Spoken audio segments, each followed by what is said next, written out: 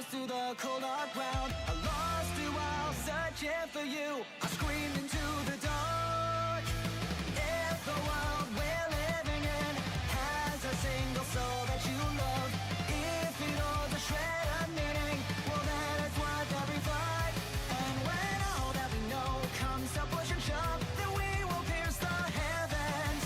The colors we see are new to you and me when we see the sky. As we begin to run, so we can finally feel the sun. Finally you and I feel so alive. I feel your beating heart. If you believe in me, we'll find what we were meant to be. Now who cares about tomorrow? If today we are free, my answer's always yes. That I will always be with you.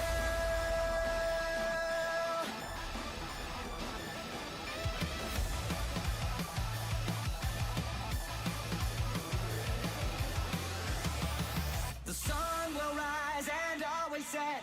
Out of time to live with regret. Every single one that I held, I carried them too long. Tried so hard to find a way to see the light of new days. Believe in me and I will in you. Together we're keeping strong. And now we've come all this way and there's no looking down. No, there's no turning back now. Together we'll see the fight in you and me as we reach the sky. As we begin to run, so we can finally feel the sun. Finally you and I feel so alive. I feel your beating heart. If you believe in me, we'll find what we were meant to be. Now who cares about tomorrow? If today we are free, my answer's always yes. That I will always be with you.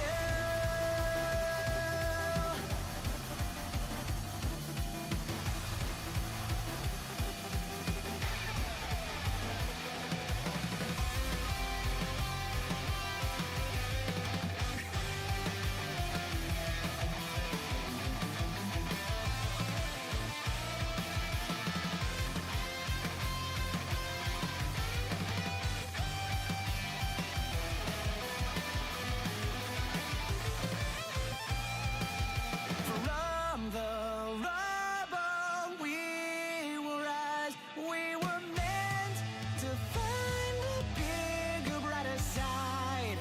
My fight ain't at an end. So many precious days I have left with you. As we begin to run, so we can finally feel the sun. Finally you and I feel so alive. I feel your beating heart. If you believe in me, we'll find what we were meant to be. Now who cares about tomorrow? If today we are free, my answer's always yes. That I will always be with you.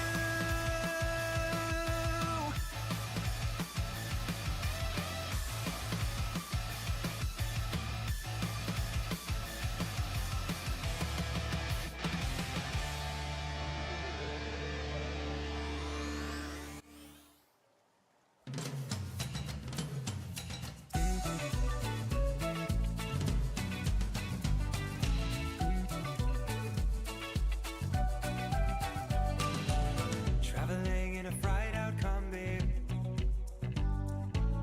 on a hippie trailhead full of zombies. I met a strange lady, she made me nervous. She took me in and gave me breakfast. She said, do you come from a land down under? Women glow and men thunder. Can't you hear the thunder? You better run, you better take cover.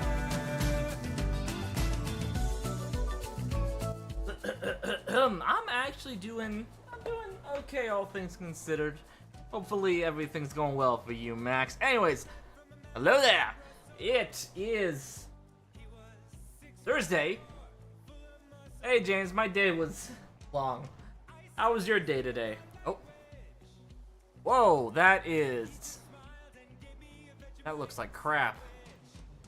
I have to fix that later. That's good to hear. But anyways, we are live with Pokemon Dual Shiny Hunt. I'm gonna take that off too. Let me just remove this as well, because that looks like shit. Anyways, here we go. Dual Hunt. Long day is long. Yeah, it can be. But we are live in search of both another shiny starter and another shiny Spinarak to see if we can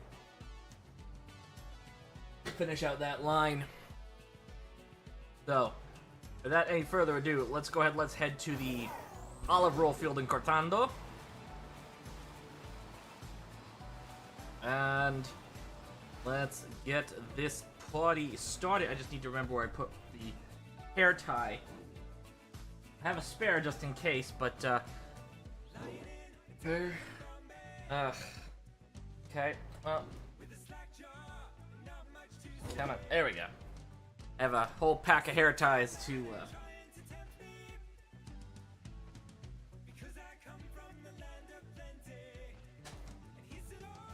come from a land down under. Top 10 F-ups had to...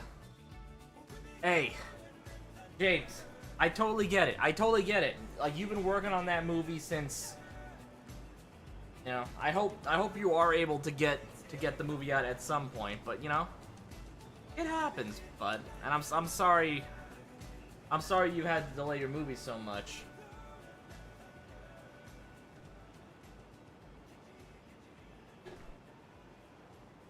Run away, because this is not what we're looking for. But yeah, you know, I get it. We all have those days, you know, where we feel like we can't get anything done. I totally understand what you're going through, bud, and I'm sorry. I'm sorry. I'm sorry you're feeling that way.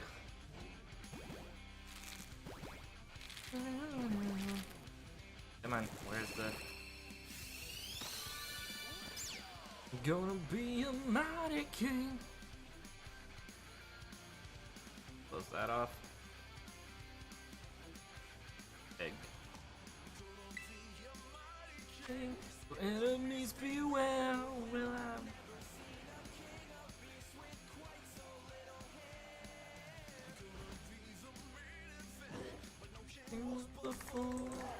I'm brushing up, I'm looking down, I'm working on my roar.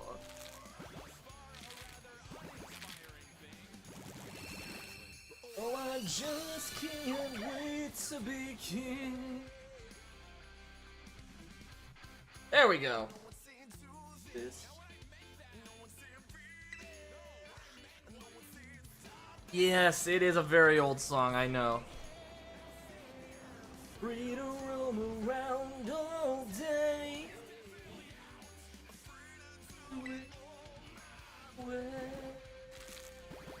Victory's not poison, so that's good. Skill swap.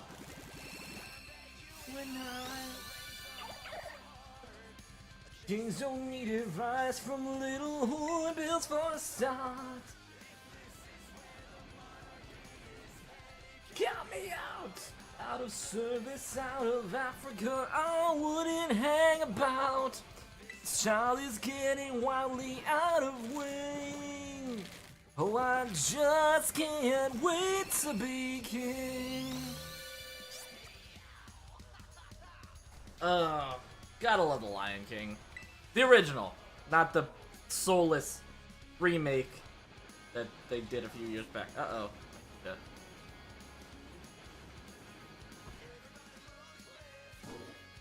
Everybody look right. Everywhere you look, I'm standing in the spotlight, not yet.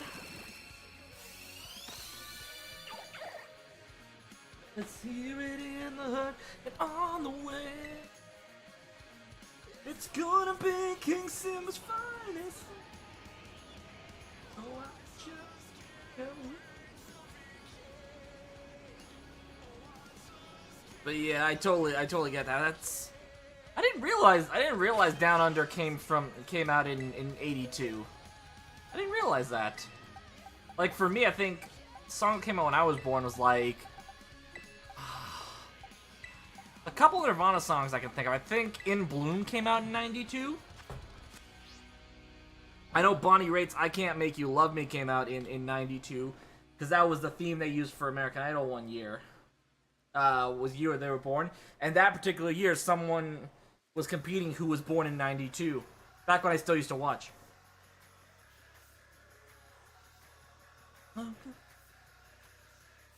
You're gonna miss the girl.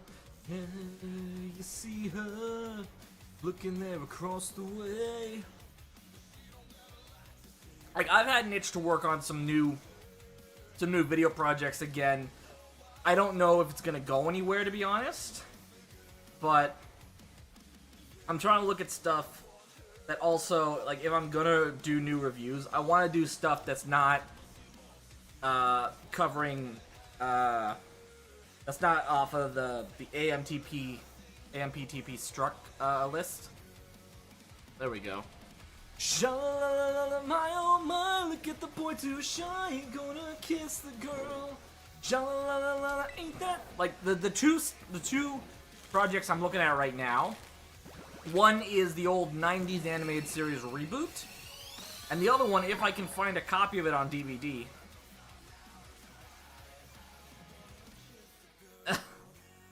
I mean, I can imagine, yeah. That seems very weird to see Uncle Jesse trying to sing with a faux French accent. I wanna kiss the girl. But yeah, the other project I'm looking at, if I can get a copy of it on DVD, is an old Canadian animated series based off an Argentinian superhero comic called Cyber 6. I watched that a lot as a kid. I think I forgot to count this, so let's just... I'm trying to hide it now, you wanna kiss the girl.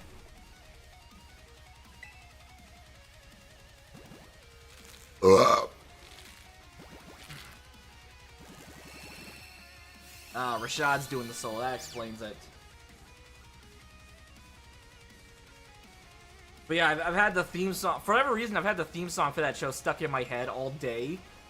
And I was thinking, like, that's something I'd like to cover, but I also don't know what it could fall under, because it's not available on any streaming platforms at all.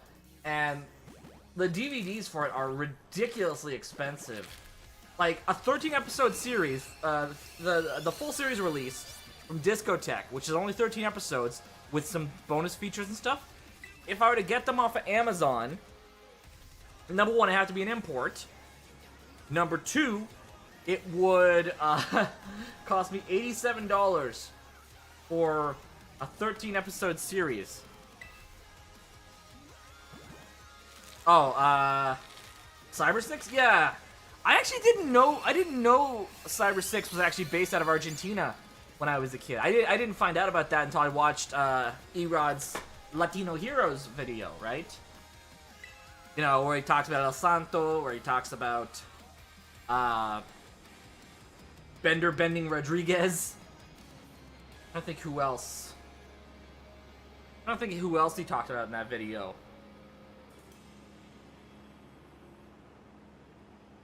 But yeah.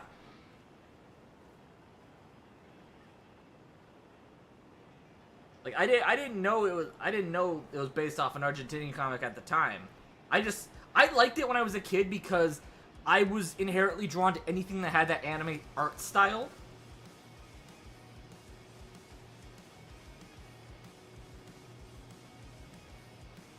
Like, the good news is there are ways to get a hold of footage for the review, but I'd still like to wait until I get a copy of it on DVD before I do anything else, right?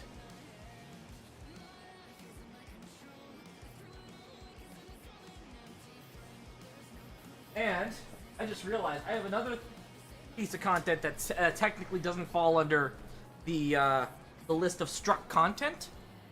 This is, I think this is from 2016. This is a live-action Death Note drama series from 2016. I watched it on Crunchyroll back in the day.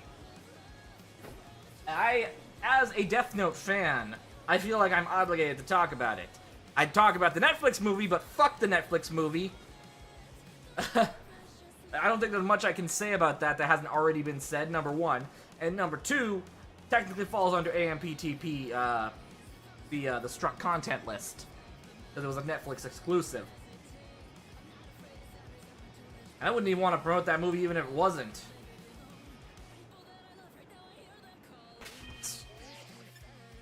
I think I forgot to up the count again.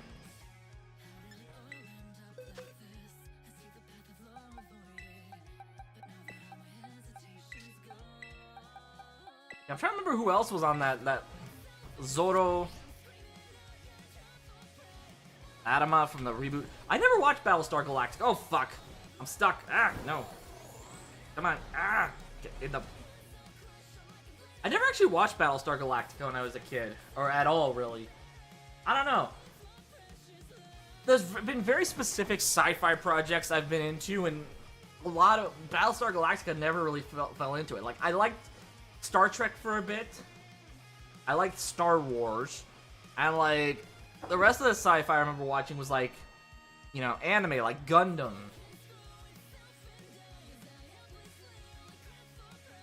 But yeah, I could absolutely imagine that Zorro would be on that list, considering Zorro is basically a Latino Robin Hood.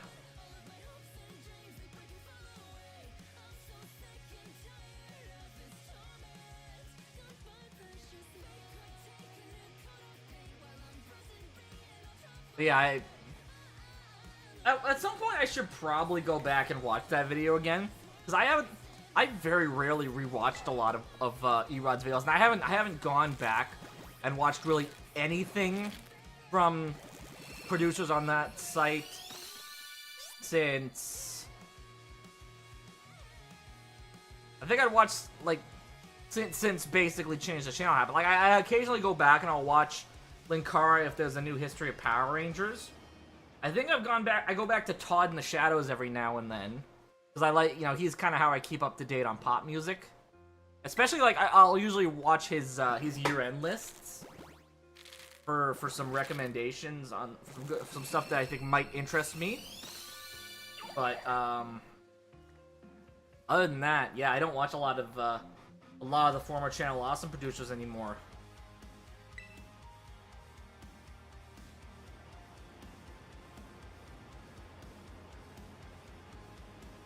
Like, I still follow most of them on, I still follow most of them on Twitter. And I have a, I actually have a mutual friend with one of their former producers as well. Although, I haven't spoken with this mutual friend in a very long time.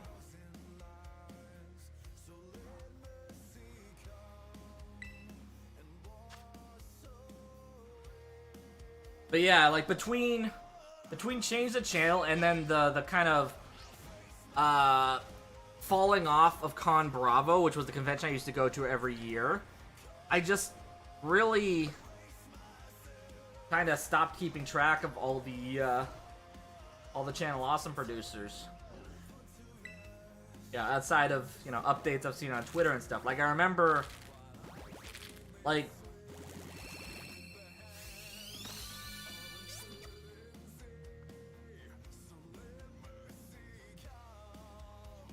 the last proper, like, Channel Awesome style movie review I remember watching was ironically Erod, Lupa, and Linkara's crossover review of the Snyder cut, sorry, not the Snyder cut, the theatrical cut of Justice League. That was the last time I watched anything in that style.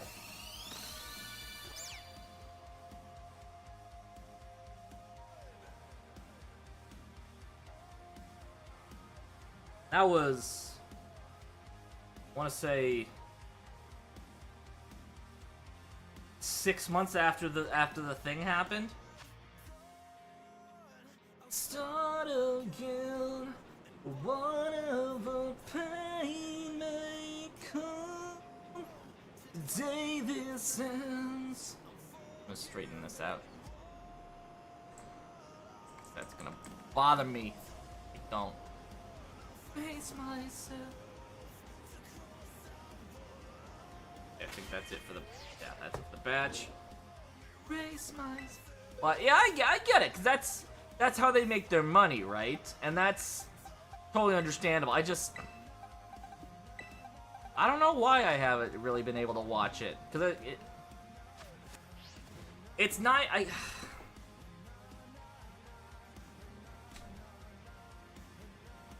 like, it's not even like it's a radically different style, I would say, than like what a lot of those producers used to do.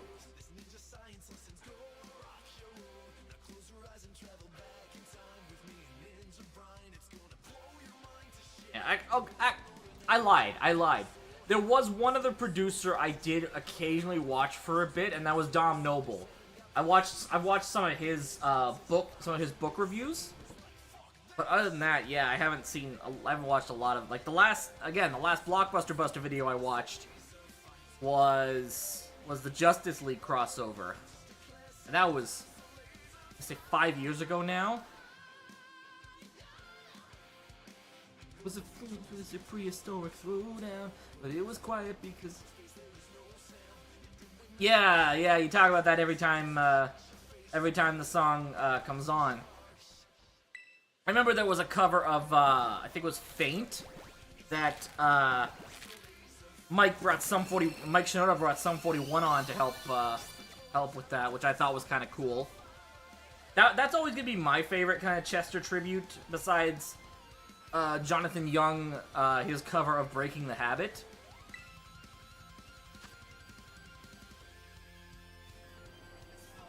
Which, when you go back and you look into, like, a lot of Linkin Park's catalog, I'm actually surprised how much of that turned out to be about Chester's depression. I probably shouldn't be, but I just didn't expect that. I didn't expect that much to be about Chester's depression. It's a goddamn dinosaur laser fight in space with sharks. It's a motherfucking dinosaur laser fight.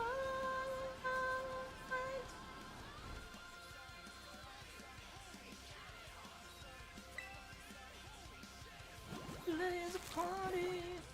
Fuck.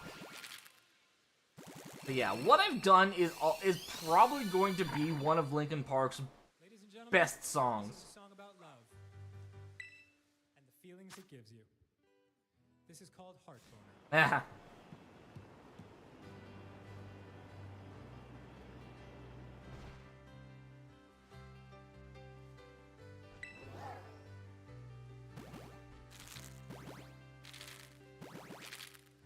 Like, when I think of Linkin Park, what I've done is probably going to always be one of the songs I associate with them. Numb. Numb is probably going to be, like, just my favorite Linkin Park song ever. Absolutely. Yeah, absolutely.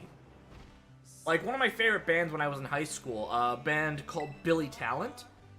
A lot of their lead singers, a lot of the songs they wrote came from bouts of insomnia that their lead singer Ben Kowalowitz used to have.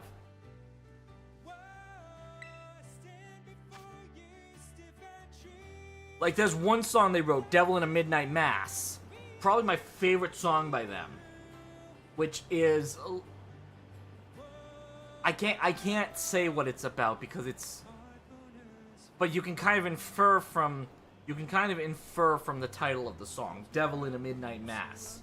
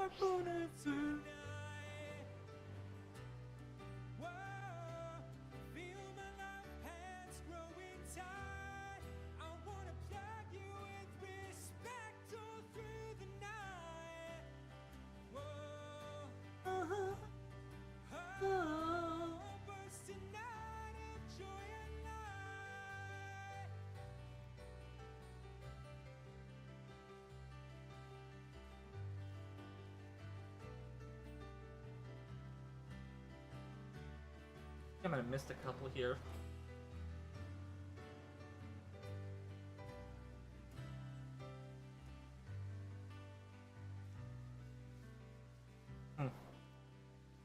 Eggs are taking a very long time to hatch.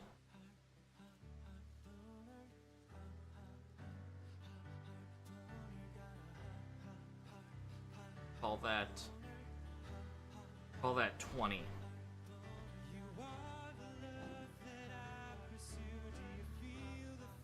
So did you catch the blood and guts match last night, James? I have to say, hey, Roommates Plus Show, how you doing? I have to say, I was actually surprised at how, like, as brutal as it was, I was expecting way more from that match. But I'm glad they showed some reservation there, I think. The only other bad thing I could say is, like, I think Kota Ibushi's ring rest was really showing there, because he's only wrestled twice in the last 2 years since the shoulder injury. Ah, you changed your name. Oh, wait, hang on. Okay, alright, no, I think I can't remember what your username was before, but I think I know who that is.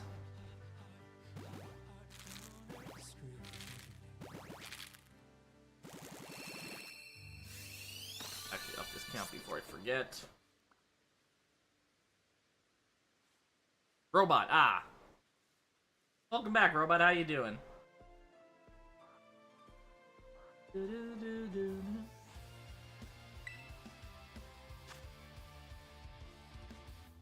I was never right for the hero kind of and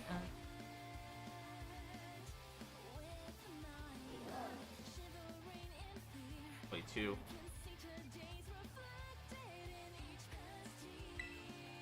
Thought it was okay. Checked out Dark Side of 2000's first subject cover. Oh god.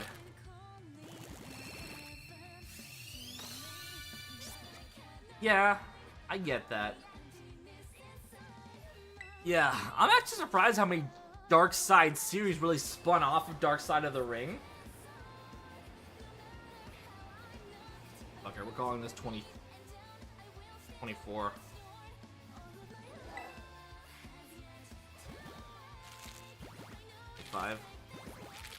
We'll call it 25. I missed a couple there.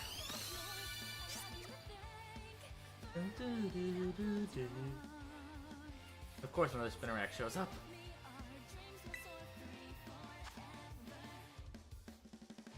I wanna always be you. Every.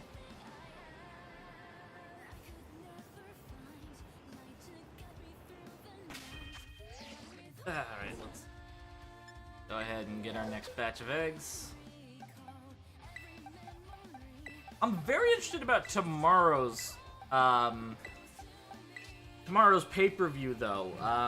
What was it? Ring of Honor Death Before Dishonor? Because apparently one of the matches had to be changed super last minute because originally it was supposed to be Mark Briscoe taking on Claudio Castagnoli for the Ring of Honor World Championship. What game am I playing? Pokemon Violet on the left side. Pokemon Ultra Sun on the right side.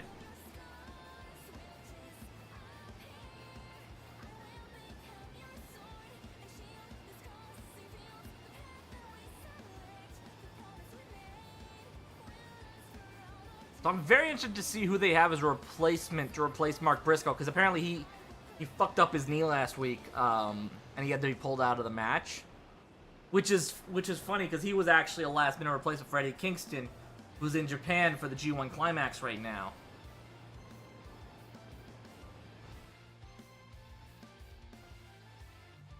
So I'm very interested to see who they bring in to replace Mark Briscoe for this for the main event.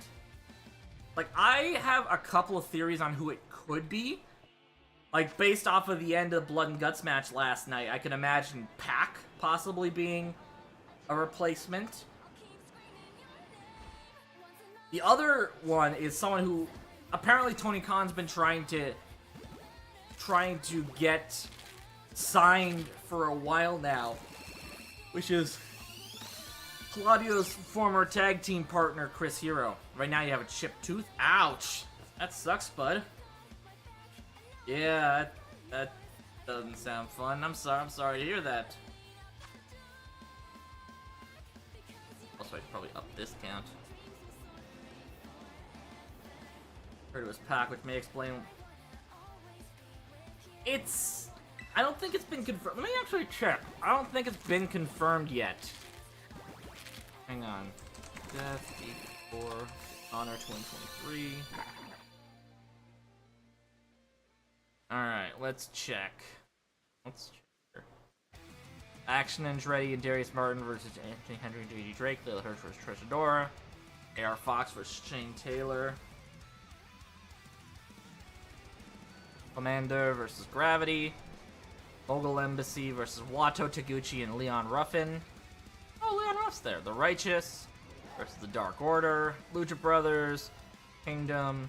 Best Friends. Aussie Open. Oh, Mark Davis is cleared to wrestle again. Cool. Athena versus Willow Nightingale. Oh, they did confirm it was Pac. Okay. Huh. Ow. Yeah. They probably just confirmed it on ROH TV this week. But yeah, I don't think it I think it wasn't necessarily it doesn't necessarily explain why he backed out. I think it was born out of him walking out of the cage and leaving the Blackpool Combat Club to fend for themselves, kind of. Because by that logic, what's his name? Kinosuke Takeshita should be involved as well.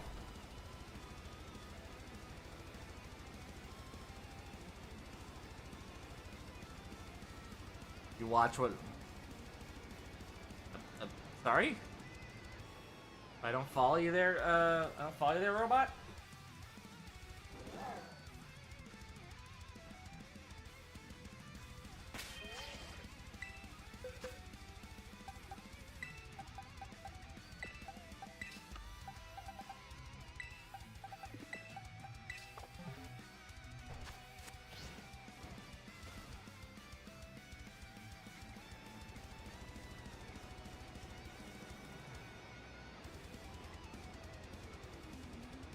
Never heard of WWE? I've heard of WWE. Oh. Watch WWE. Oh, I've heard of WWE. Sorry. Here's the thing.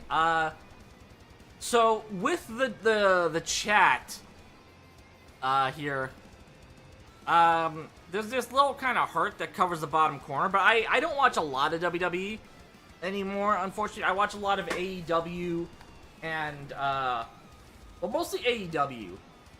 I can't really watch Ring of Honor because they put it behind a paywall even for like their most basic show. So, like outside of pay-per-views, I don't watch much outside of AEW and stuff. I've heard it's been getting better, but at the same time, I can't bring myself to go back and watch it because I've been burned so many times by giving WWE a chance. I can't trust that they're not gonna pull the same crap they always pull when they start getting any kind of momentum.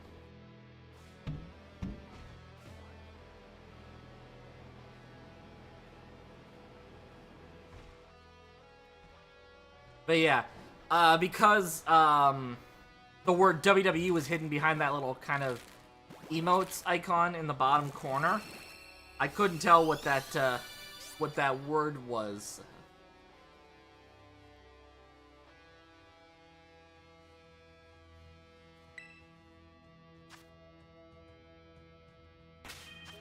Okay, still got some more eggs.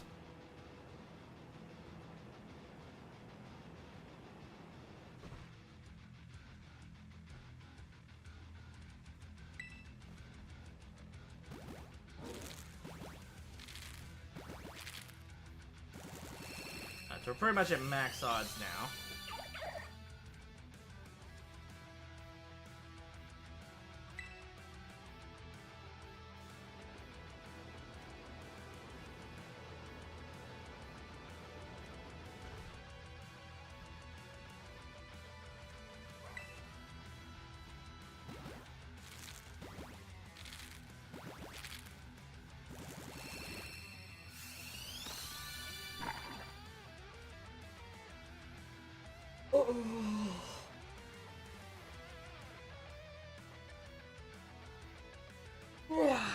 Like, at least the good thing with WWE is, like, just because of their deal with Peacock, it's not like you're paying $50 per pay-per-view. It used to be like that. That was like a very old school way of running wrestling pay-per-views, to be honest, where you'd have to pay like $30, $40, $50, $60 just to watch a show and hope it was maybe good.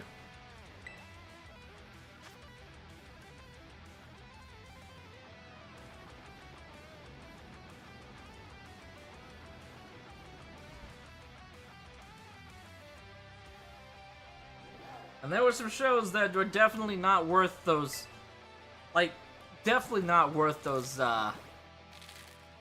know, 30, 40, 50, 60, 70, $80. Well, I remember, like, one of the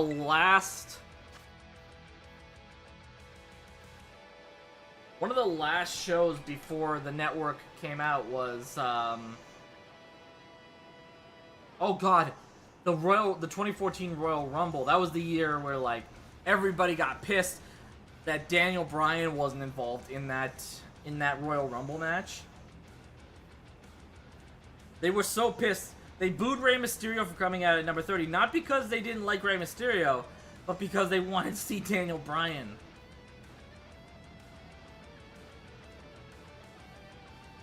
My dad put the ring when we saw cable bills at that time. Oh god, yeah, no.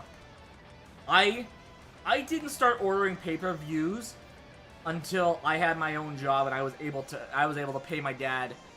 I would pay my dad essentially at the end of the month. I would give him the money back to reimburse him essentially. And I only ever bought two pay-per-views on, oh no, not two. I bought a couple pay-per-views on actual pay-per-view. There was WrestleMania 30. That was the first pay-per-view I ever bought myself. I made the mistake of buying the 2015 Royal Rumble. That was a disaster of a show. That show was a one-match show, and that one match was the triple threat match for the world title at the time. I don't think what other. And then the other two pay-per-views I bought before I started doing pay-per-views on Fight TV were actually there were a couple. There was Double or Nothing. There was All In, the original Double or Nothing. I think like the first year of AEW pay-per-views, I bought them on traditional pay-per-view. Except for Full Gear, I didn't watch the original. I didn't watch the first ever Full Gear.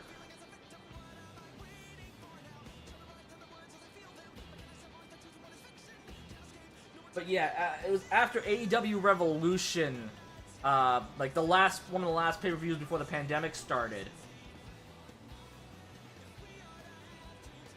I moved over to watching them on Fight TV because, I kid you not, I missed the finish of the main event because I accidentally sat on the remote and lost the channel I was on. So I spent like a good 20 minutes trying to find. I spent a good 5 or 10 minutes trying to find the pay-per-view channel we were watching on. We were watching the show on. And I missed the finish. I came back just as Mox was celebrating with the title. After that, I just bought the pay-per-views on Fight TV. I bought them ever since that way.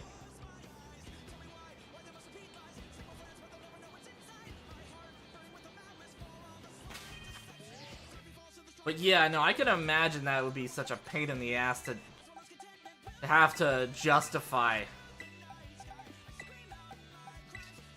Like, especially, like,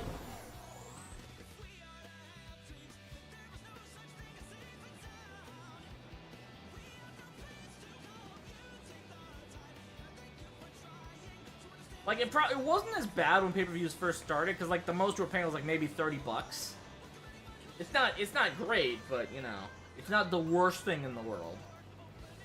Imagine, you know, what was it?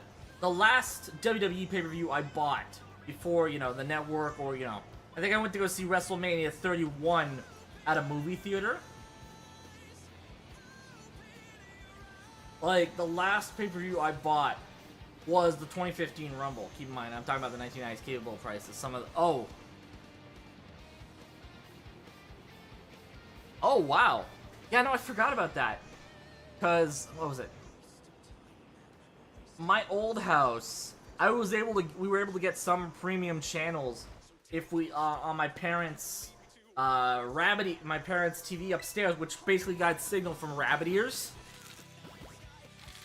For those of you who don't know what we're talking about, back in my day, before there was a cable hookup on every TV and everything. The way you would have to get a signal to your TV, there would literally be two antennas sticking out of the top of the TV, and you have to adjust them just to get the signal just right.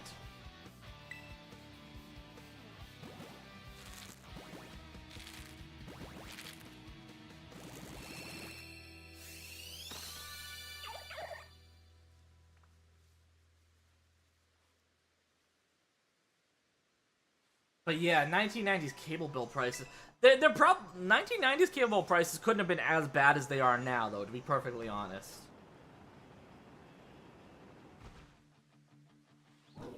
Or, I guess cable cutting and the advent of streaming.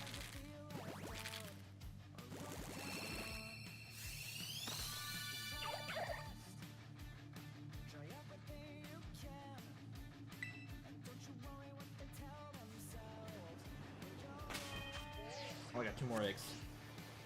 Just take some time, a little girl, you're in the middle of the ride. Growl. But yeah, if you're able to find ways around to get the pay-per-views for free while still watching them on,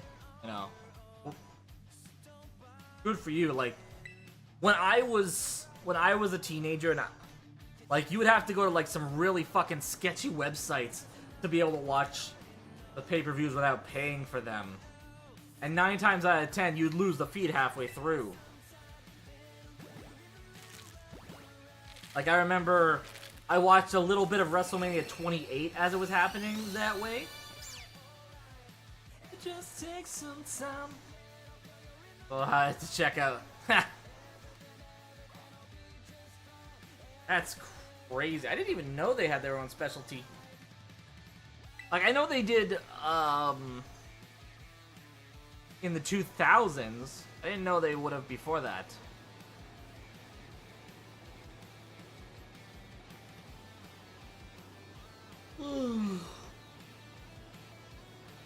Then again, I didn't act... You're not gonna believe me when I say this. I didn't actively go and search out that kind of stuff when I was a kid, right? I was fine with cartoons and wrestling. Cartoons, Power Rangers, and wrestling at the time. I very rarely went outside my comfort zone. It wasn't until, like, I was... I want to say 12, 13, 14. You know, when I first watched The Matrix, and, like, I started watching, like, some more R. I didn't actually start watching, like, a lot of R-rated movies until basically until I was like 16 or 17. I think besides The Matrix, I think the first R-rated movie I remember watching was the Rocky Horror Picture Show. Because my dad found out it was playing on one of the specialty movie channels, so it was going to be uncensored. And it was like, you know what, you gotta sit down and you gotta watch this. You gotta experience this with me.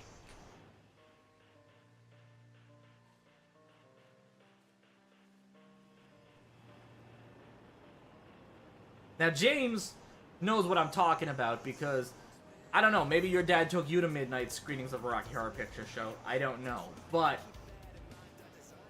the Rocky Horror Picture Show was one of those movies where you basically had to go see it in theaters. Not because it was the only way that it was available, but it was the best way to experience it. Because the movie is so bad that there's fan participation, essentially, that kind of adds adds to the movie essentially in some ways.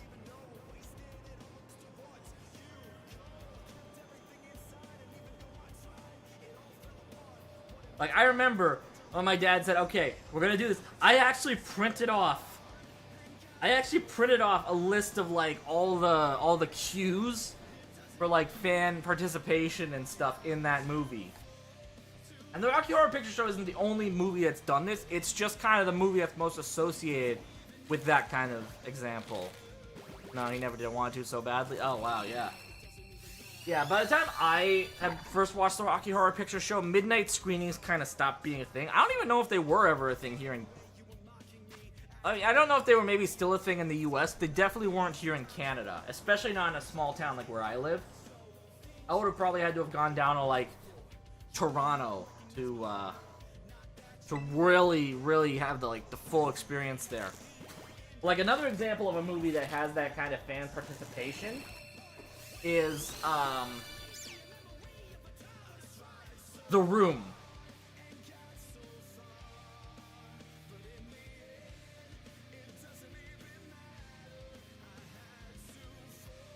Which is essentially a vanity project by a madman. That's the best way I can describe it.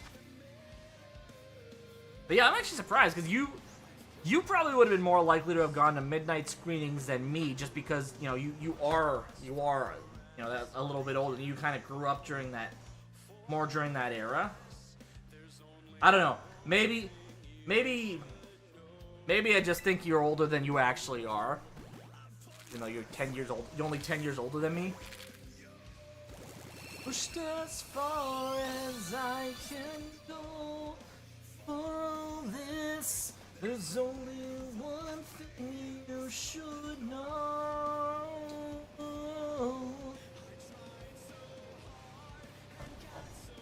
So yeah, for me, the closest thing I ever had to like the full midnight screening experience for the Rocky Horror Picture Show was that first time I watched the movie, and I had the fucking pile of papers I printed off with all the cues for, like, you know, when to call Brad an asshole, when to question where the narrator's neck was, all that kind of stuff. We didn't throw toast or toilet paper at the screen, but, you know.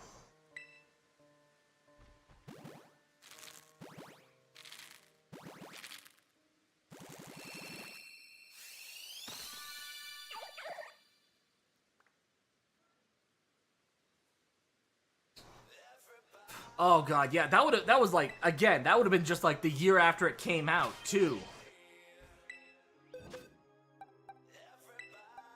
So like that would have probably, I want to say that would have probably been at the height of its popularity, the initial height of its infamy. Because I feel like it probably had a second wind probably around, like, you know, the late 2000s. And then the third wind when The Disaster Artist came out. The first time I ever saw the movie in full was a few years ago, actually. I actually have it on DVD.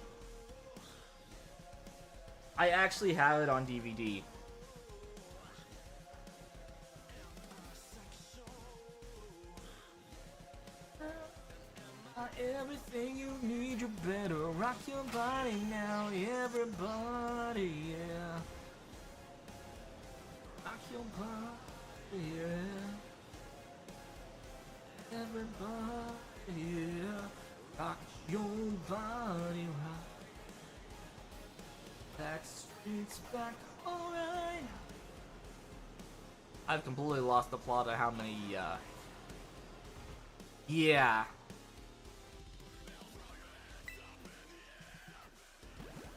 I mean, he wasn't even the first one to review it at the time, because I know Obscurus Lupa did it first. But, yeah, that was how, like, I first heard about the movie. You know, like the 32 takes it took for Tommy to say, I did not hit her, it's not true, it's bullshit, I did not hit her, I did not. Oh, hi, Mark.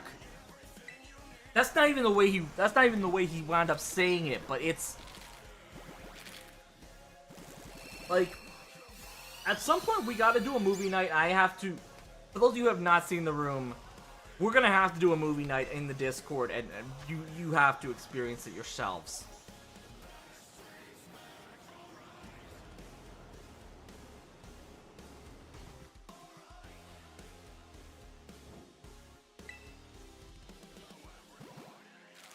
Granted,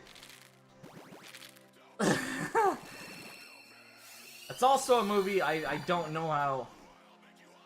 I don't know if I could, because I don't know how comfortable I feel, just because there's, it's an R-rated movie.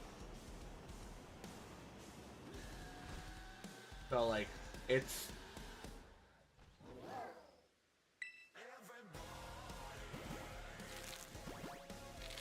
Like, there's so many bizarre scenes in this movie that, like, it's just the fact that this somehow...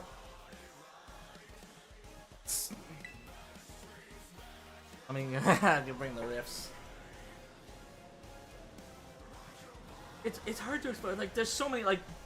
There's a scene at a party where the main character is played by Tommy Wiseau. He's randomly, like, he's looking at the ground. Basically, as they're filming, the actor who's playing the main character is looking at the ground for his markers where he has to stand. And there's a point where he just waves off camera because he doesn't know that he's being filmed at the moment. He's thinking, like, he's just kind of signaling, like, okay, start filming. Or, what else is there? There's the flower shop scene. James, you know what I'm talking about, but there's a scene where essentially the main character, Johnny, he goes into a flower shop. I'm going to explain it. I'm going to give you the abridged explanation of what happens. He goes into a flower shop, he buys flowers, he pets a dog, he leaves. That's how it's supposed to go, essentially. They had 10 minutes, I think, to film this scene before the flower shop closed. Maybe 5. So basically, the scene plays out like this. I'd like a dozen roses, please. Oh, hi, Johnny, I didn't know it was you. Ooh. That's me. You're my. That'll be $15. It's basically, it looks like it's done in one take in the worst way possible. Let me actually see if I can find the clip, just so you can experience the madness of this scene. Yeah, a dozen red roses. Yeah.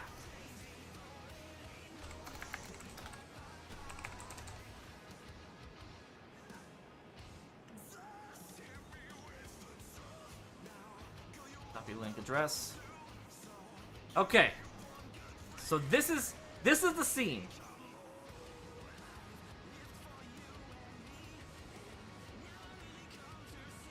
But there's no order to anything. It's just the scene is pure goddamn chaos. Because again, they only had I think 5 or 10 minutes to film this before the flower shop closed. The lady behind the counter, that's the actual worker who was there at the time. The dog was there, and the hi doggy at the end was just him improvising. Might sound crazy, but it ain't no lie, baby. Bye, bye, bye.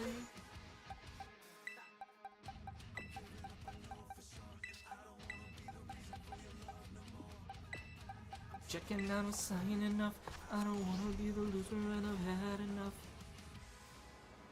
I don't wanna be a fool in this game for two. So I'm leaving you behind.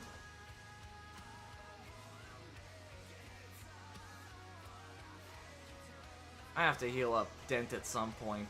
Maybe next time I don't get a call. I don't get a backup call. But it ain't no lie, baby. Bye bye bye.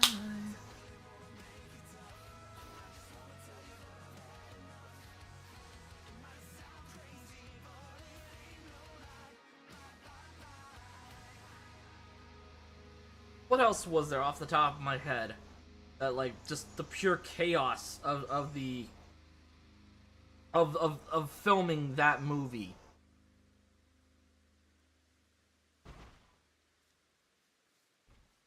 Oh, they had to change directors mid-movie because what was it? Tommy, the Tommy, who was the main, he played the main character Johnny. He was the writer. He was the producer. He was the director. So they had to replace their DOP, the director of photography, like halfway through filming, because essentially Tommy Wiseau, in claiming we are professional movie, no Mickey Mouse. I have no idea what that means, but it was something he said constantly. He essentially, his behavior basically led to the DOP walking out halfway through shooting. So they had to replace their director of photography halfway through. That's basically the guy who operates the camera and stuff, right?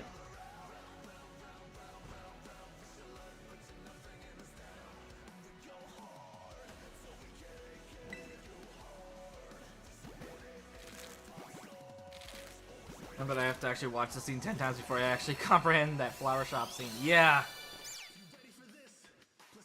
It's if you don't expect that, it's like the I did not hit her, it's not true, it's bullshit, I did not hit her, I did not. Oh, hi, Mark. That's literally how he reads the line. It took him 32 takes to get that line right, because he kept forgetting. Now, I'm not great at remembering my lines either. Like, if my buddy Sonic MTD was here, you could confirm this, because he was with me once when I was shooting a review. And the amount of times I wrote long-winded stuff that I didn't bother to memorize because I'm thinking, I just have a prompter off screen, it's not gonna be so bad. Because I'm an idiot. You have that on record, I am in fact an idiot when it comes to filming sometimes. But even I don't take 32 takes to get something right.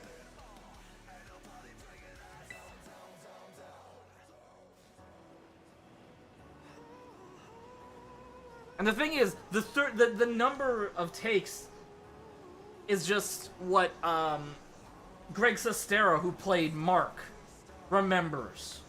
It's possible it could have been more, it's possible it could have been less, it's possible he got it right on the money.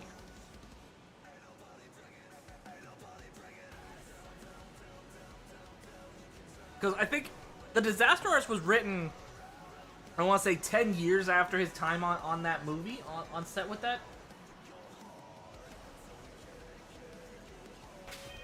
So in it with pop stars.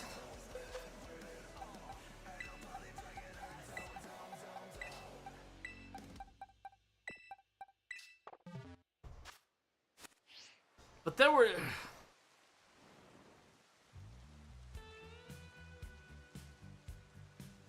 so many, like, bizarre scenes that, as bizarre as that movie was, it could have been weirder. There was supposed to be a scene where it was revealed that Johnny was a vampire who drove a flying car. Has nothing to do with the movie, but it was gonna be there. Because, fuck it, why not? They had access to a rooftop where they could have filmed a lot of the rooftop scenes, but they did it in a poorly composited green screen instead. I think they had access to an alley, but they used a poorly constructed alley set for a lot of those alley scenes. They didn't need to do this, but Tommy Wiseau insisted on filming on both film and HD cameras, even though this was in 2002, where HD was not the standard. And, like, I don't even know if a lot of big budget movies were using, the HD cameras at the time.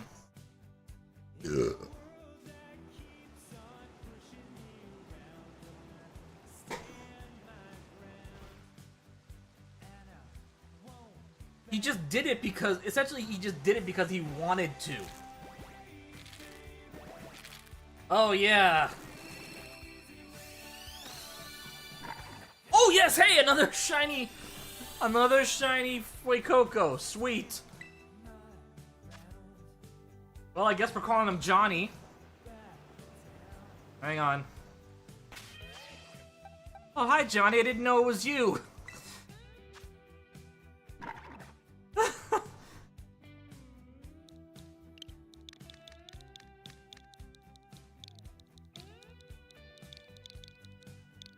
Oh, hi, Johnny. I didn't know it was you. That's me.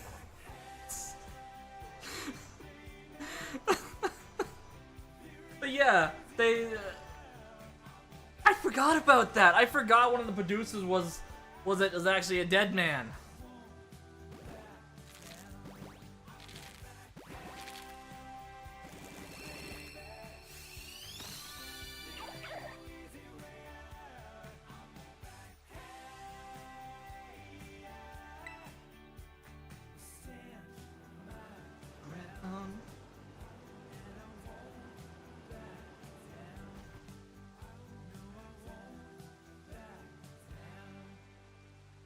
Oh, Paramount rejected. Wait, he said that he optioned it to Paramount? Or he tried to option it to Paramount?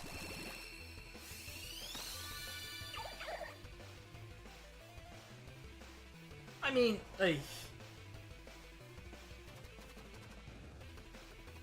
Christ's sake, even as delusional as the Walker brothers were, they never tried to option their shitty movies to a major studio. They just completely self-produced them. And you can tell.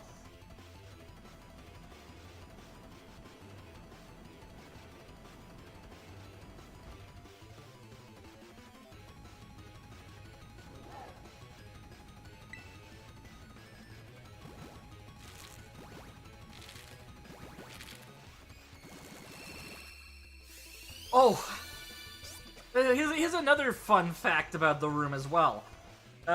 Courtesy of, information I picked up from the Disaster Artist, the book Greg Sestero wrote about his time working on that movie.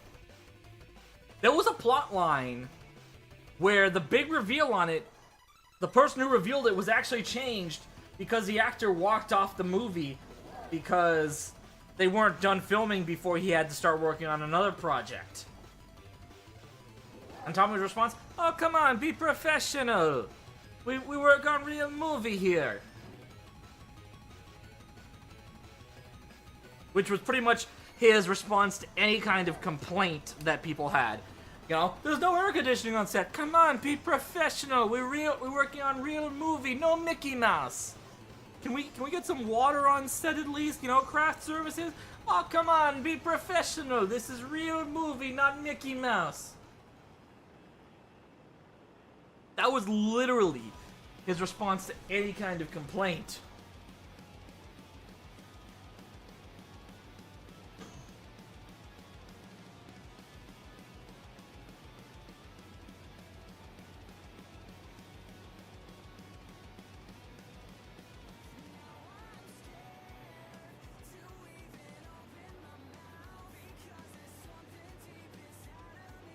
I think that's it. All right. So let's put Johnny in the shiny box. Actually, let's evolve Johnny into Crocolore first.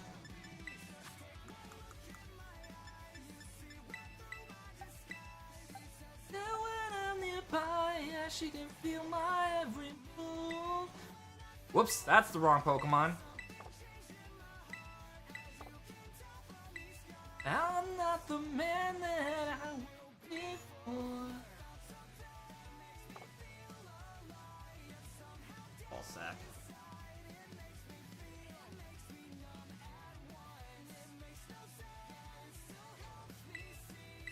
I evolved the wrong Pokemon.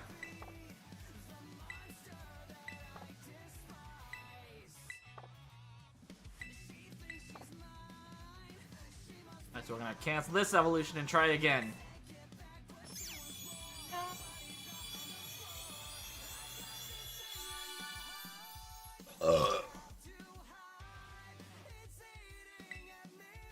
Let's try to evolve the right Pokemon this time.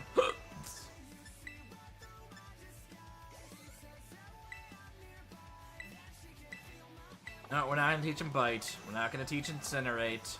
Not gonna teach Yawn. Not gonna teach Snarl. Fuck it, we'll teach it Flamethrower. Goodbye, Ember.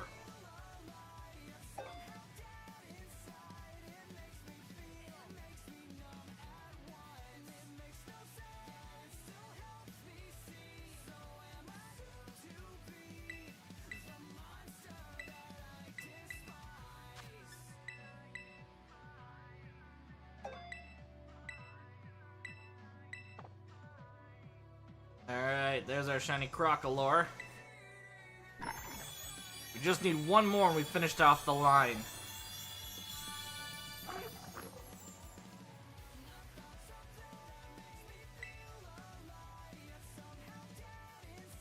Alright, so let's put you... Oops.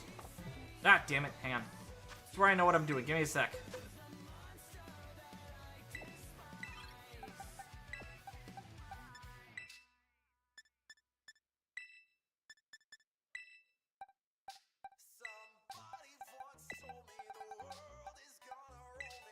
I ain't the sharpest tool in the shed.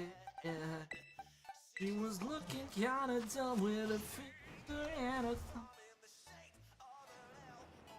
Yeah.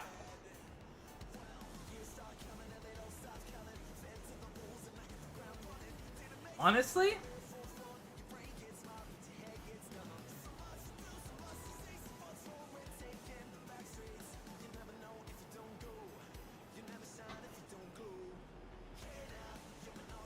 Best I can say is Tommy Wiseau is an overly manipulative control freak. That's the only explanation I can think of. And less fun fact involving filming of The Room. There was an elderly woman there. It was like one of her first acting gigs, essentially. She was playing the mother of Johnny's love interest. And she actually fainted on set due to heat exhaustion because of the lack of air conditioning.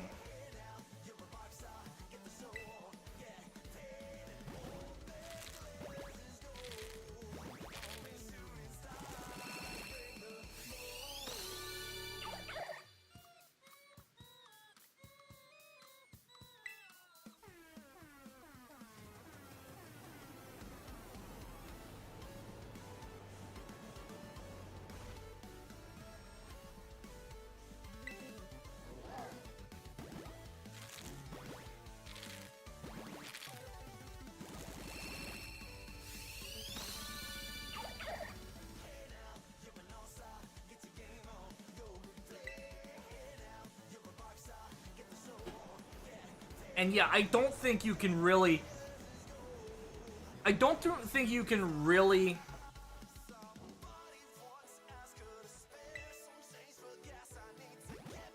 I don't know. I don't know what I can really say about that, because, like... Both... Well, all... Those situations are kind of different, but also kind of very similar, right? Like, literally, the only difference... General Kenobi, how you doing, AJ? You just missed us get another shiny Fuecoco. Unfortunately, we can't make clip. I don't know how to share clips on YouTube, so.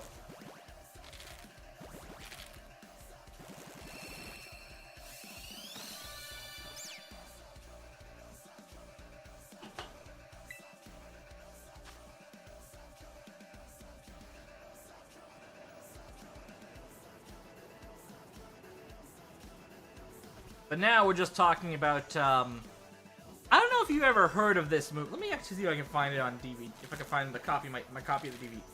Oh god, it's all the way over there. I have to get out of my seat to get it. I don't wanna. But I have to. Bear with me.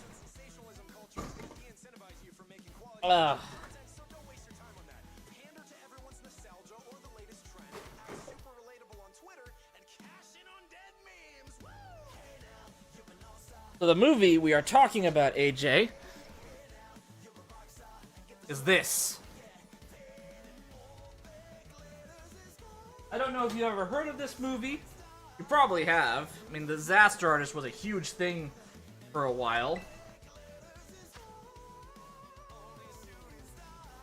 And this is the movie the movie The Disaster Artist is talking about.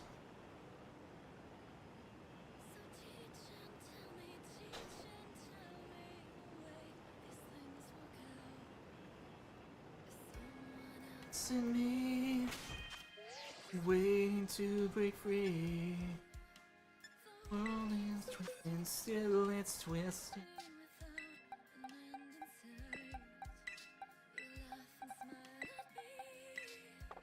But you don't see a thing.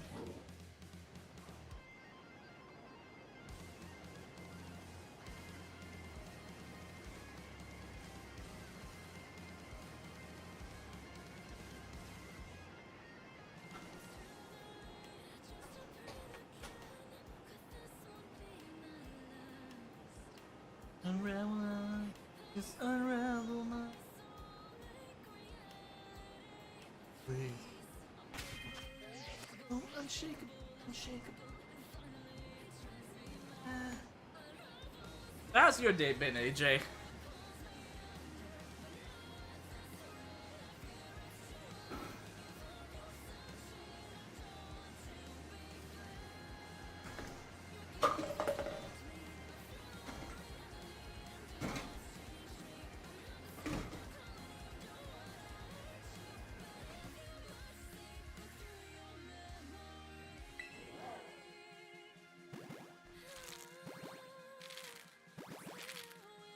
That count before I forget.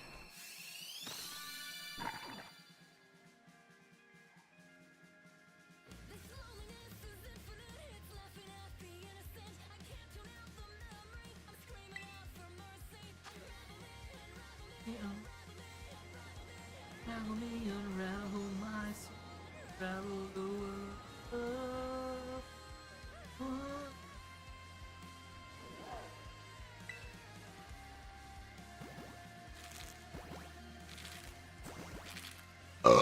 Excuse me.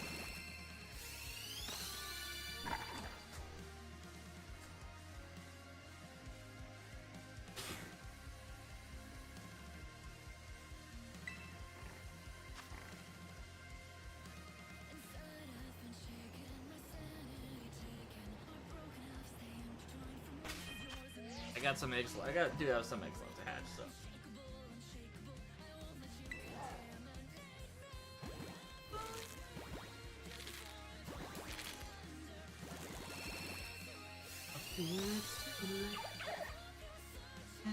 I don't want to be found. Your gaze and haunts me.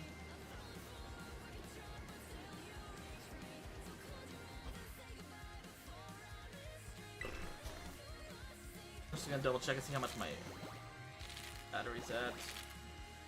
Oh, yeah, we're fine. Don't forget me. Don't forget me. Don't forget me. Don't forget me.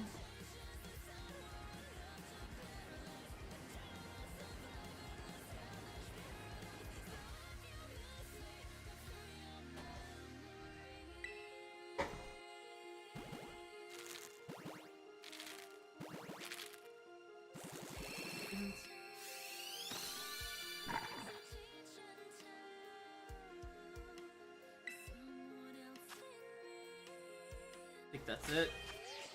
Alright. Snowflame is in season 4 of Harley Quinn. If they don't have it voiced by Linkara or Will Wolfgram, I don't know what to think.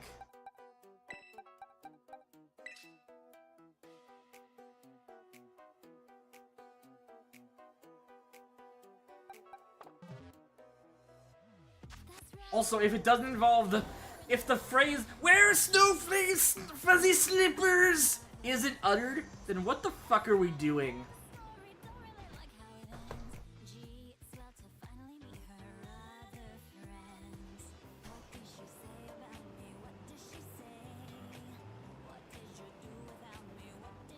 So, for those who do not follow comic books, Snowflame is a DC supervillain whose superpowers are basically created from cocaine.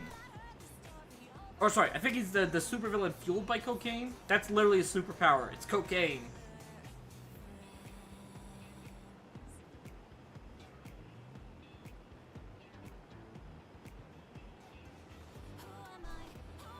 What are you saying? I know you were playing.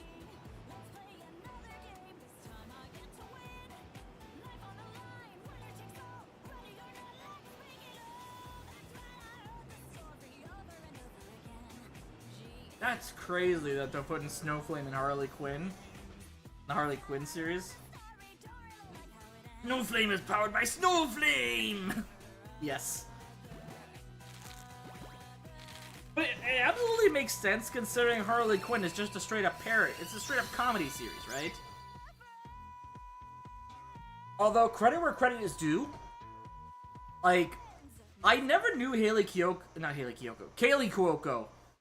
Cuoco would make such a good Harley Quinn, but she really does.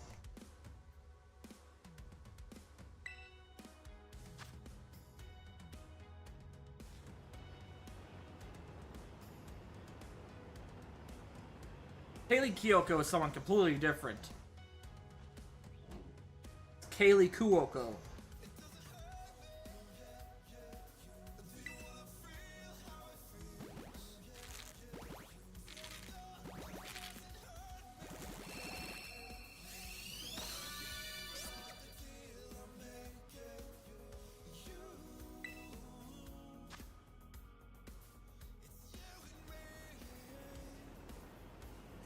If I only could make a deal with God, get on the swamp our places.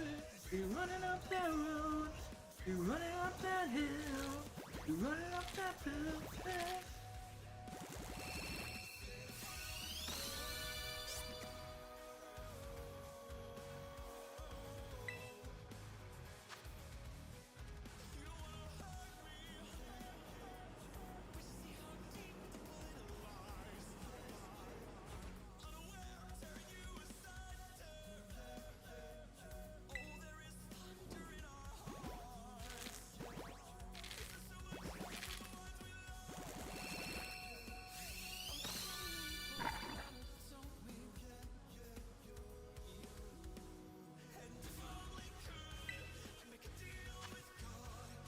I don't think, like, what other heroes, what other DC, like, C-level DC heroes could they really add into the show? Because, like, who have they had so far? They have King Shark. They have Scarecrow, Joker. Okay, those are A-listers. Scarecrow, Joker. I think they've got, Scarface the Puppet was a character there, as well as the ventriloquist, his ventriloquist buddy was in the series. Damian Wayne and Nightwing are both involved. I think Nightwing's there. Was it?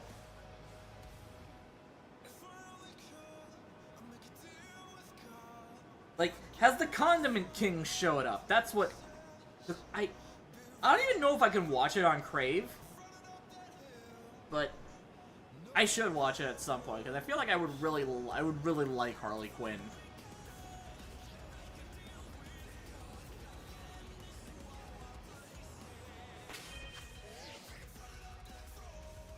You're running up that hill.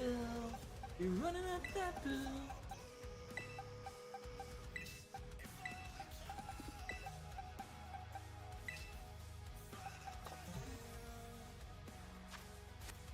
I'm gonna take some time to heal up Dent.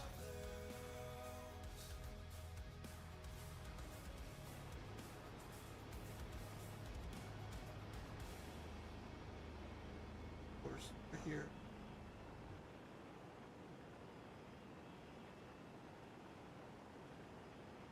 Alright.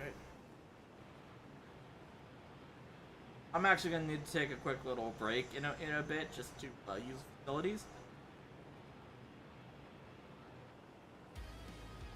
I'm gonna... Actually, before this batch hatches, I'm gonna take a quick little break to use the facilities. I will be back in just a bit.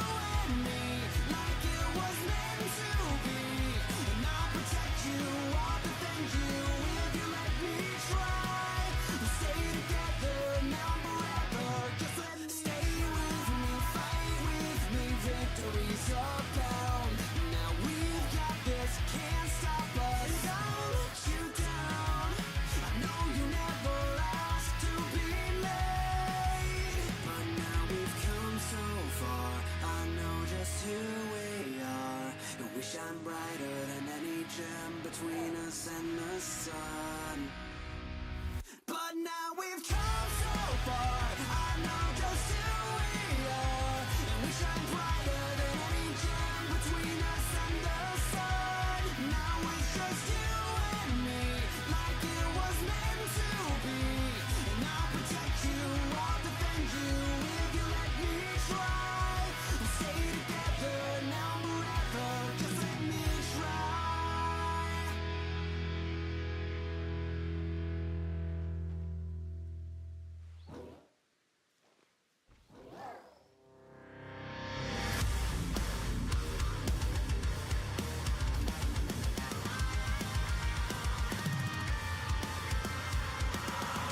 Run and hide when you're screaming my name. Alright,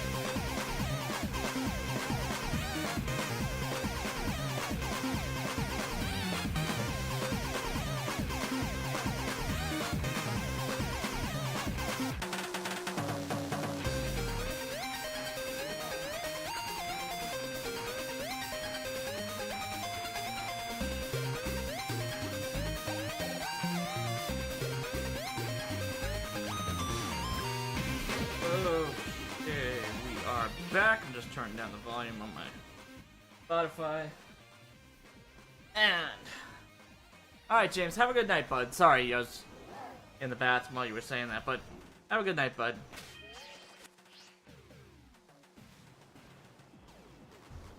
There's my stylus. Oh, excuse me.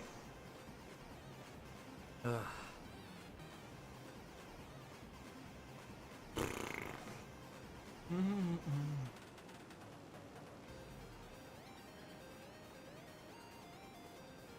Ugh.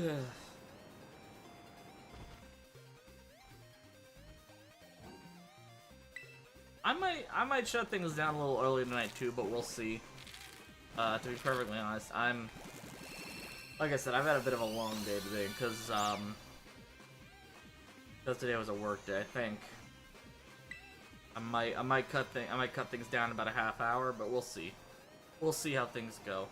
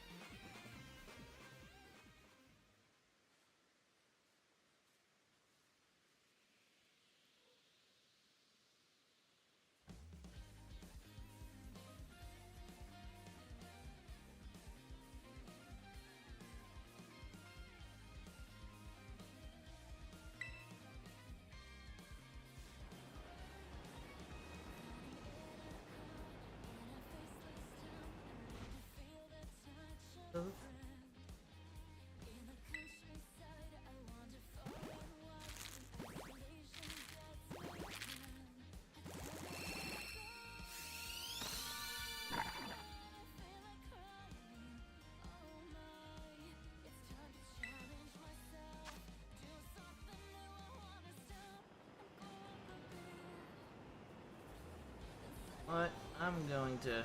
I've already lost count of everything here anyway. We're just gonna use a max elixir.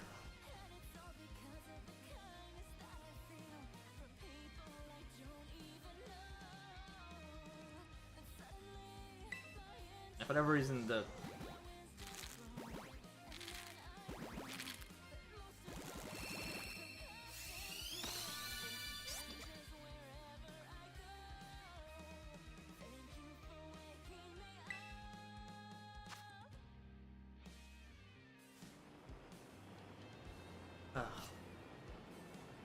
I mean, we got a second Crocalor, so that's, or a second Fuecoco, so that's, it's not like today's been a total wash, so I'm gonna quickly mark that off on my checklist here.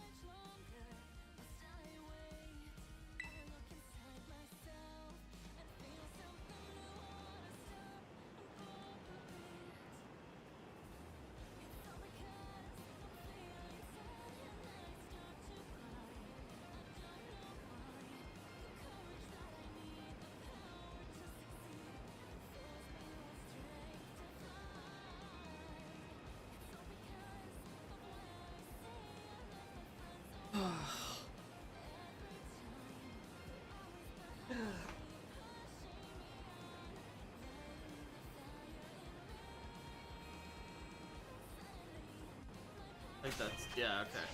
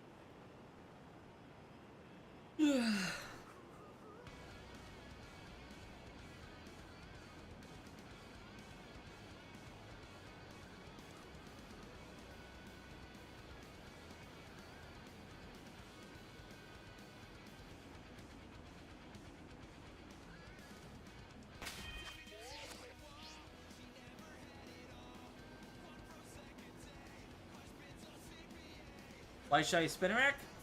Because it's one of the only ones that I still need from the Johto decks, and it's the easiest one for me to SOS hunt right now. But how you doing, Gar? How you doing? Yellow as you feel was now the enemy. Nothing been alright since Springsteen gone up. Baby for Nirvana, there was you too, and body still on empty.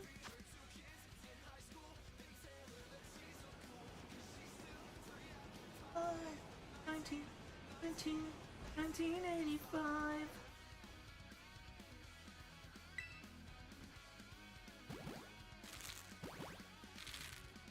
She's seen all the classics. She knows every line. Just quite a pick. Ain't else fine.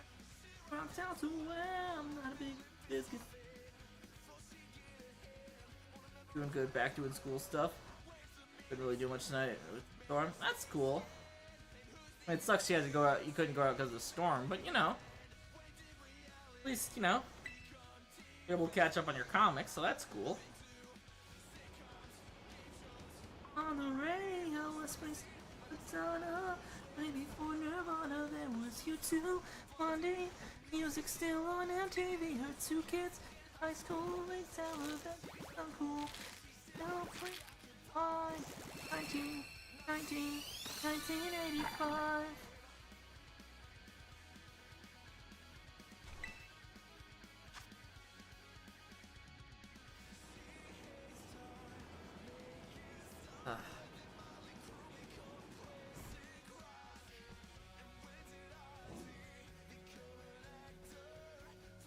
Make this stop, stop, stop. Wasting Donna, maybe for other things. You and me. She's uncool, she's still pretty. 95.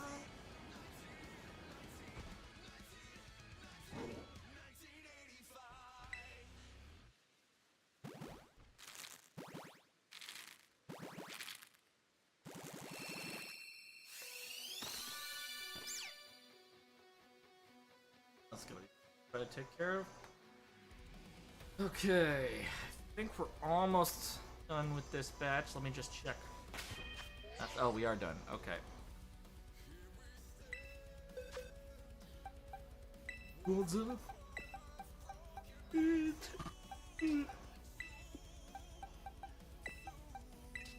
All that 5, because the next one will be 1470. And just for clarification, this is how I'm dealing with the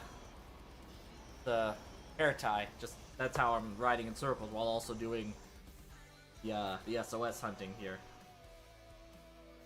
Change your mind if you go on all the time. Love time. Some you love will find.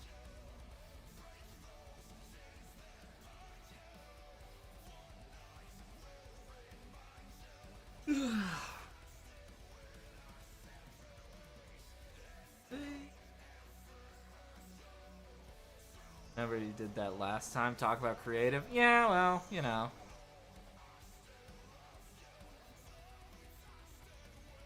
My whole goal here is to try to get a shiny living dex. And because I've already got one shiny Spinarak, I'd like to get a second to finish out the line. You know? That's the thing when it comes to shiny hunting, though. A lot of times it's more about the, it's more about just hanging out with your friends on stream, right? It's not for everyone, though. I totally get that. You know? And my big thing is, like, you know, right now, streaming is the only form of content creation I can really muster a lot of the energy to do a lot of times now, just because, you know,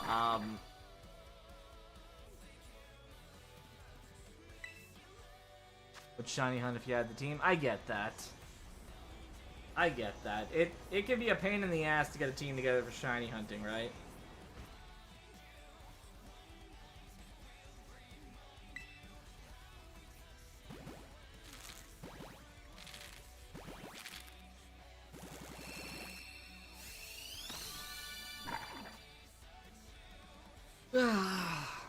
Still love you. Touch that. But like realistically, if we were to look at my like if I were to look at my checklist of Pokemon I still need for my shiny living deck, besides the shiny locked stuff, I only really need about 120 Pokemon. And of the 120,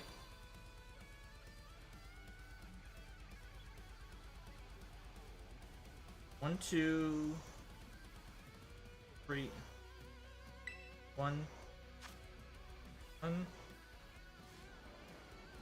2, 3, 4, 5, 6, 7, 8, 9, 10, 11, 12, 13,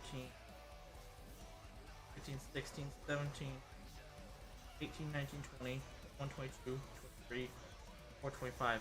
25 of the 120 Pokemon I need are shiny locked.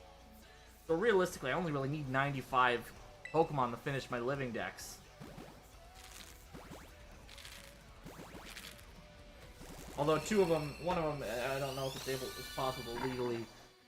If it's possible to get a shiny Manaphy. You can get a shiny Fion, you have to breed for it, but Manaphy's a bit different.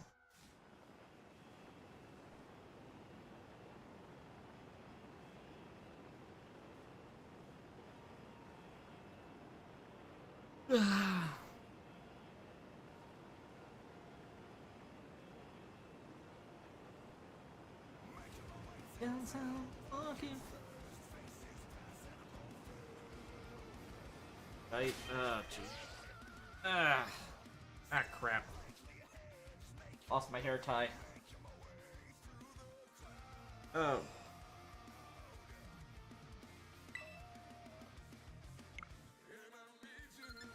Accidentally connected online.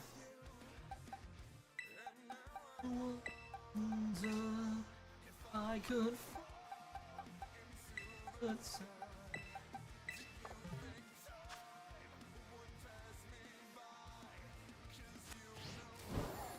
Alright, here we go.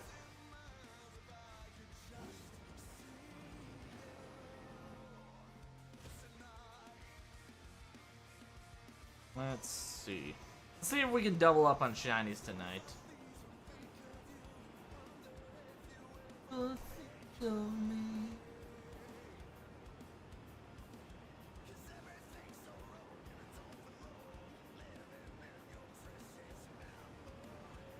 The one good thing is I have tomorrow off, so tomorrow is gonna be like a day I'm probably gonna be sleeping for most of tomorrow, to be perfectly honest. And now I walk into the sky would pass me. You know I.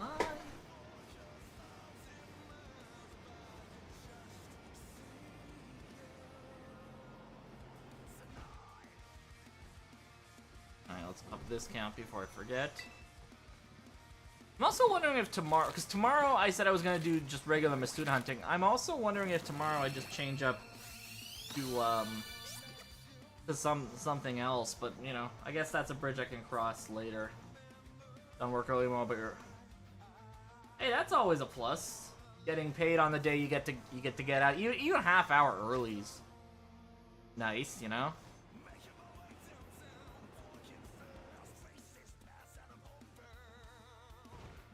You know, half an hour could be the difference between being able to catch an earlier bus and being stuck on the crowded bus, right?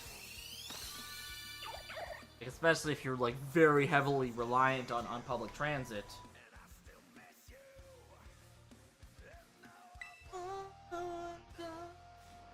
Like I know my dad and I end of June, we were in Toronto for a wrestling pay-per-view, and the half-hour difference was the difference between us taking taking Go Transit home and having to take the TTC to the Go station we parked at. Oh, I can imagine. I can imagine. Go train TTC on a weekend. It's gonna be like fucking it's gonna be like a fucking sardine can. A significantly pokier sardine can.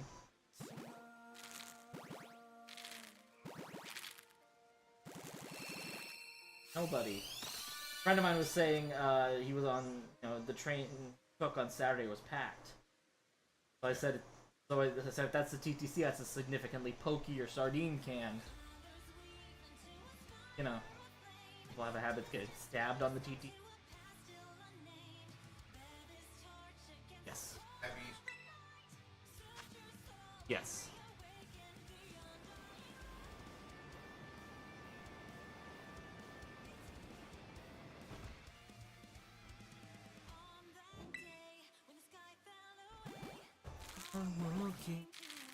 TFCon less that. Ooh, nice. Oh yeah, no. Conventions, 9 times out of 10, the dealer's room will always be overpriced. But I can imagine David K's a really nice dude.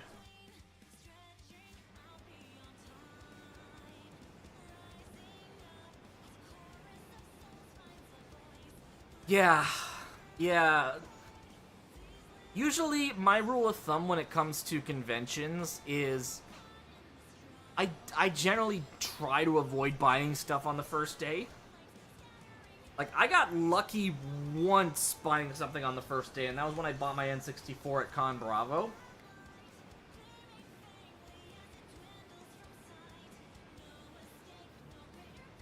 Like, I basically got the N64, all the cables, the jumper pack, a controller, and a copy, and a free game, which I'm pretty sure the guy was just trying to get rid of anyways, all for $60. You look at how much like an N64 will cost you now if you buy them from like specific sites who will not be named but have terrible reputations for gouging the price on retro games and everything. $60 is a fucking steal.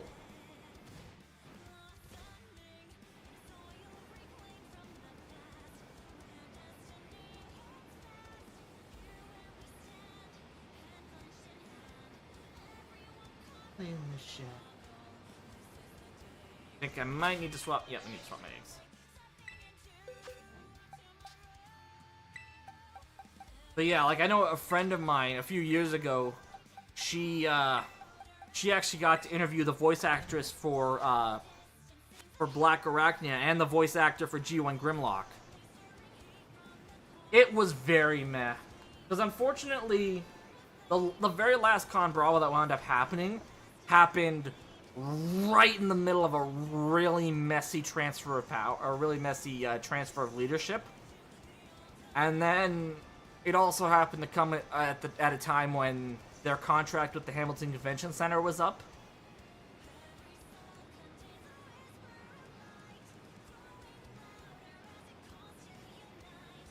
It was definitely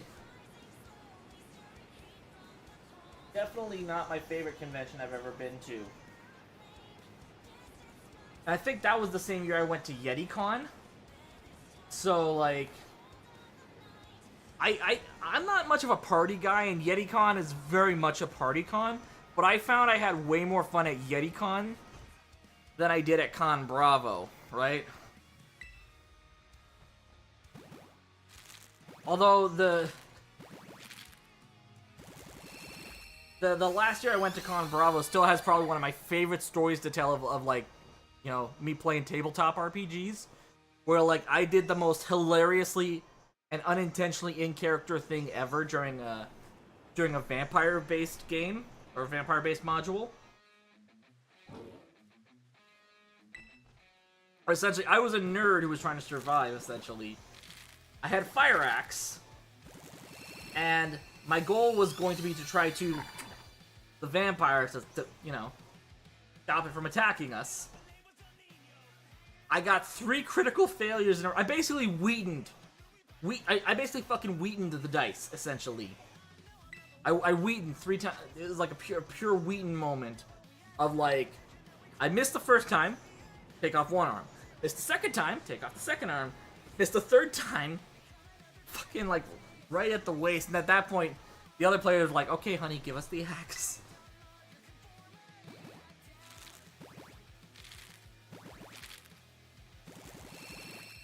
And yes, that is a term I just learned. It's from Critical Role.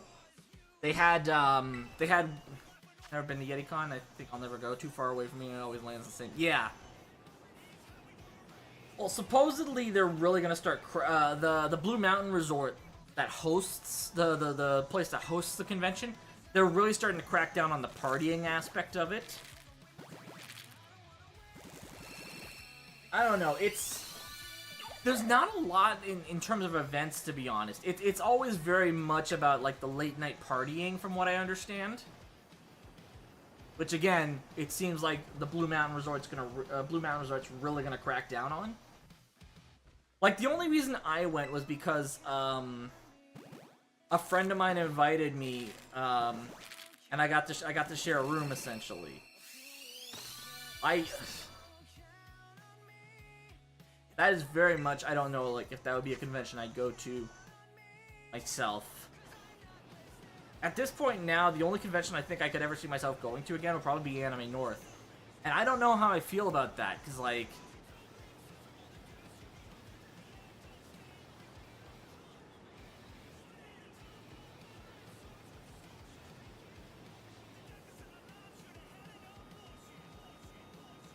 it comes down to a number of things. Like, I don't know how I'd feel going into a convention now, especially like I've been to 2 wrestling shows since they fully lifted the COVID restrictions, and I've been fine at those shows without like any major panic attacks and stuff. But I don't know how I feel going to a convention more than a day.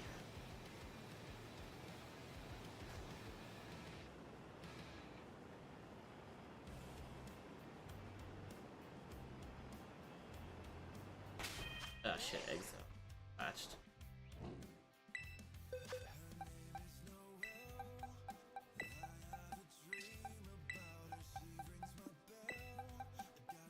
What is this?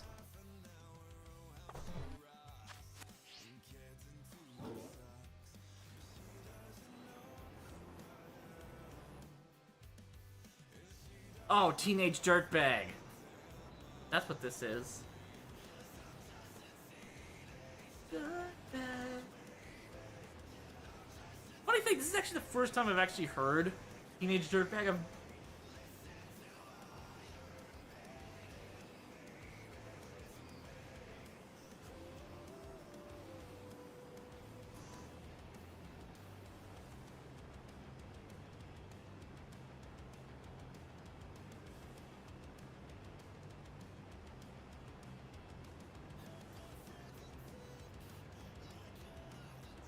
But yeah, like, with YetiCon itself, that seems like one of those conventions you really don't want to go to unless you have, like, a big group of friends. Because the suites the suites you stay in on the resort are expensive. Like, even splitting it 4 ways, I had to pay, like, $250. Want a Fan Expo this year for the day Peter Cullen will be there. As long as the guests don't jump ship. I think most of the Union guests are probably going to jump ship.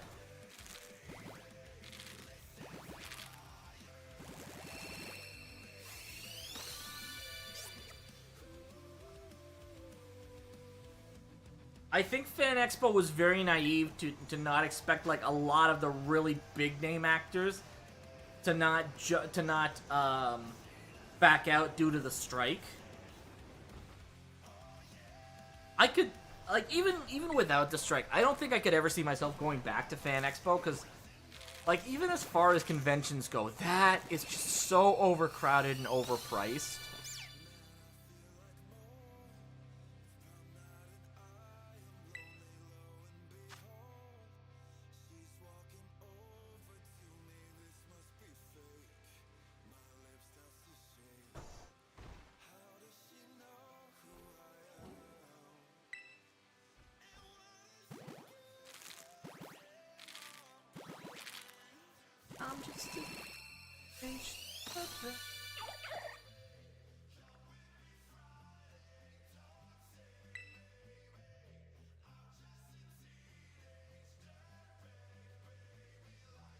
A kaiju show, that sounds interesting.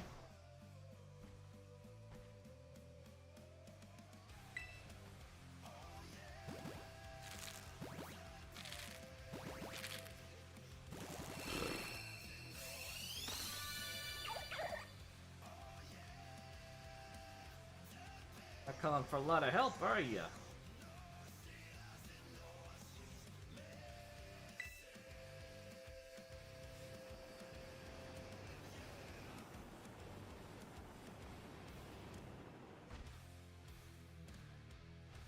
And we'll go for a growl here, see if we can encourage it to call for more help.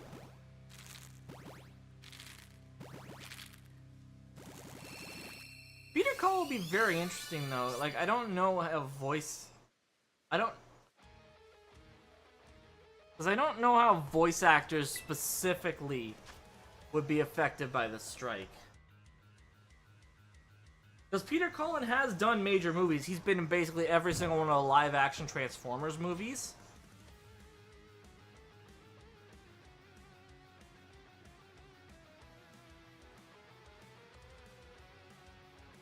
Like, I assume there's probably going to be a lot of, like, wrestlers there, because I know wrestlers tend to take the time and make the effort to go out to these conventions.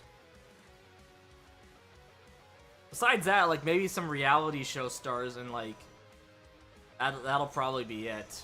Maybe some Canadian actors. Like, I wouldn't be surprised, because, like, as long as they're not part of SAG-AFTRA, like, if they're just part of ACTRA, the Canadian Actors Union, there's a chance they might show up. It really depends. Or it depends on whether or not the Canadian actors will skip these events. Whoops. Will skip these events in solidarity. Hayden Christensen, $200+. That's crazy.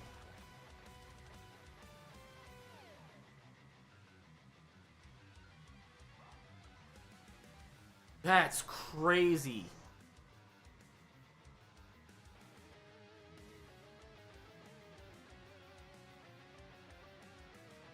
I mean, I'm sure it'll be worth it, because I hear Hayden Christensen's an absolute fucking sweetheart, but that's crazy, $200.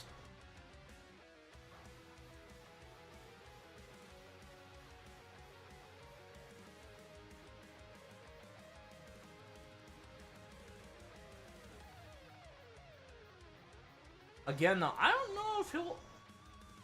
I don't know how many of these actors will choose to skip out on it due to you know, to show solidarity for the strike, because one of the conditions is an actor can't be there to promote any content or anything. They can come as just, like, you know, a member of the audience and stuff, but they can't be there to promote.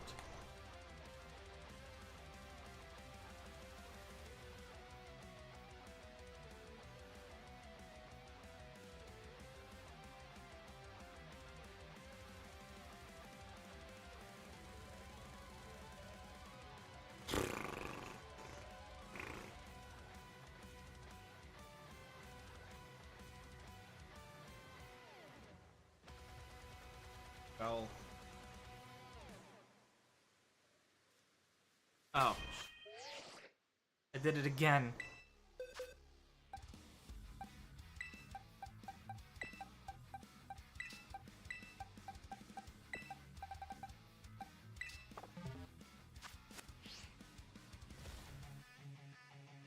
The whole strike is getting nuts down in the States.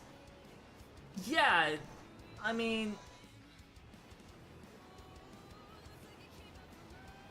But if you look at some of the demands the studio was making, and, like, some of the things that they were striking down, like, you know, oh, well, we want to be able to pay background actors once to scan their faces and use them for all eternity, use their likeness for all eternity.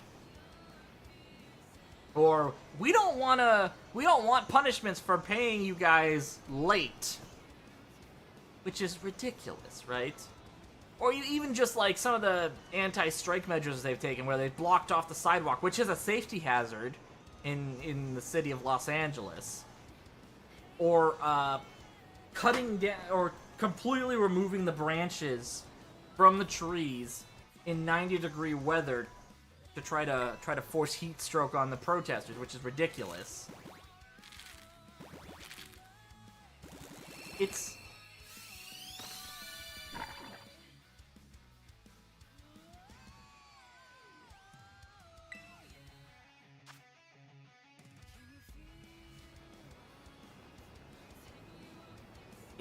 crazy the measures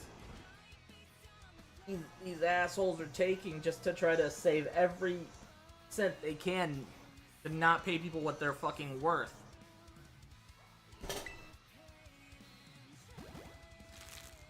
That is basically a plot to a Muppets movie at this point. That's how cartoonishly evil it is. This is basically turning into a fucking Muppets movie.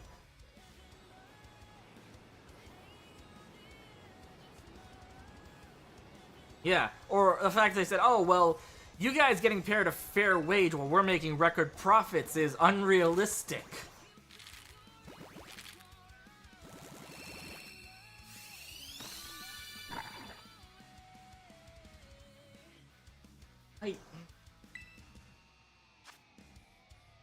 Up this count right now, because I think I'm at the point where I can get away with updating it.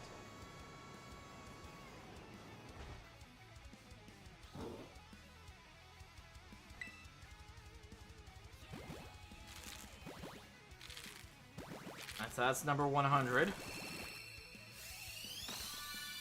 I'm gonna go ahead and switch over to the game page. I'm just gonna hatch these last few batches of eggs. I'm gonna hatch these last two batches of eggs and call it a night. All over Netflix, they just canceled the He-Man movie. That's so fucking stupid, right? Like, it's bad enough that Batgirl got canceled for a fucking tax write-off. You know, you blow almost $250 million on a movie starring someone who was basically the subject of a fucking manhunt for the better part of 6 months. But oh no, we can't put this Batgirl movie out because it might not succeed, even though like this would be the first time Michael Keaton's donned the cowl in 30 years? The last time he donned the cowl was, you know, Batman Returns. Now, granted, he also did in The Flash, but The Flash was also a fucking nightmare. You know, what was it? Using the AI-generated Christopher Reeve against his estate's wishes. They probably did. I haven't had a chance to check it out yet, but I will at some point. Warp Zone's usually pretty on the nose with their satire, so I could absolutely see something like that.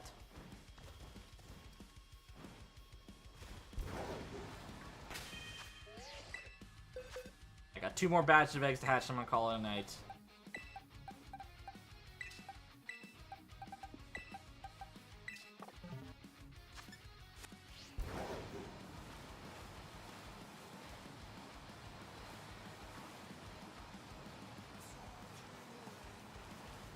I don't know what I'm to say, I'll say it anyway.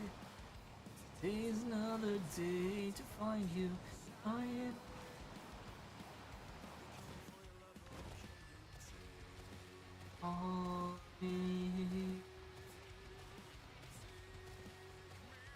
But like, it's crazy that like they thought The Flash was gonna be the movie that you know, eventually led into a live-action Batman Beyond movie. But I would argue that Batgirl would have done that so much better. And again, didn't have the side benefit of, you know, their lead actor choke-slamming someone on camera in a non in a non-kayfabe scenario. I think Blue Beetle's gonna suffer from this upcoming reboot as well, unfortunately. And no, the lack of promotion even before the strike, and now the fact that they can't, that the actors won't be able to promote it due to the SAG-AFTRA restrictions. And I'm not blaming the strikers on this one. Let me be perfectly clear on that. I am not blaming the people who are striking. I'm not blaming the unions for this. I am blaming the studios for not paying people what they're fucking worth. But the studio, even if the strike hadn't happened, the studio was probably gonna bury Blue Beetle. Well, just like they buried Shazam. The only movies they have promoted even half as much as they should have promoted the Shazam, friggin' the other one that didn't do well, but it should have. Were Black Adam, which was a fucking train wreck, and The Flash, which was fucking worse. Like, Black Adam was basically The Rock swinging his Johnson around, essentially. That was all it was. I haven't seen a superhero movie in the last year and a half. Honestly, if there's any superhero movie you should see, you should definitely go see Guardians Volume 3. Sorry, I know that's technically breaking SAG-AFTRA, but yeah, if there's any, like, Guardians 3 is great.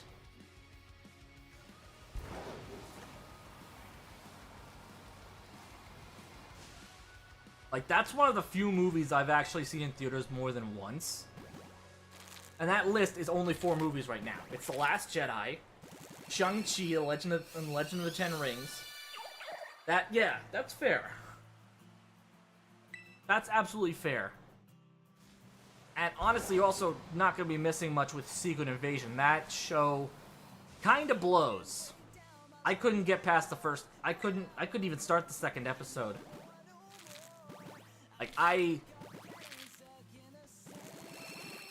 Ugh. I'm gonna give a little spoiler to the end of about the end of episode 1, but essentially the first episode ends with the fridging of Maria Hill.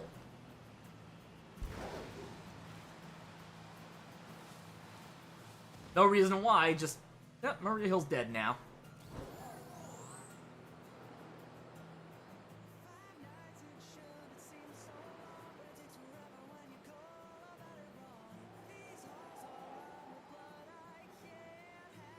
But yeah, Guardians Volume 3 is great.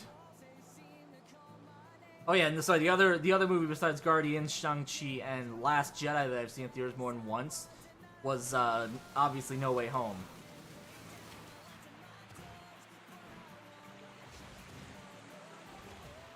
It's actually funny because all 3 of those movies, I went to go see them either myself or with my dad. But all 4 of those movies, I either went to go see them by myself or with my dad in No Way Home's case. And then I took my brother to go see them the second time.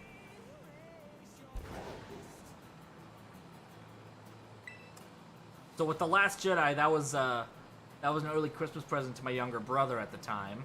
Well, it was an early Christmas present at the time for my younger brother. No Way Home, I went to go see with my dad first, then I went to go see.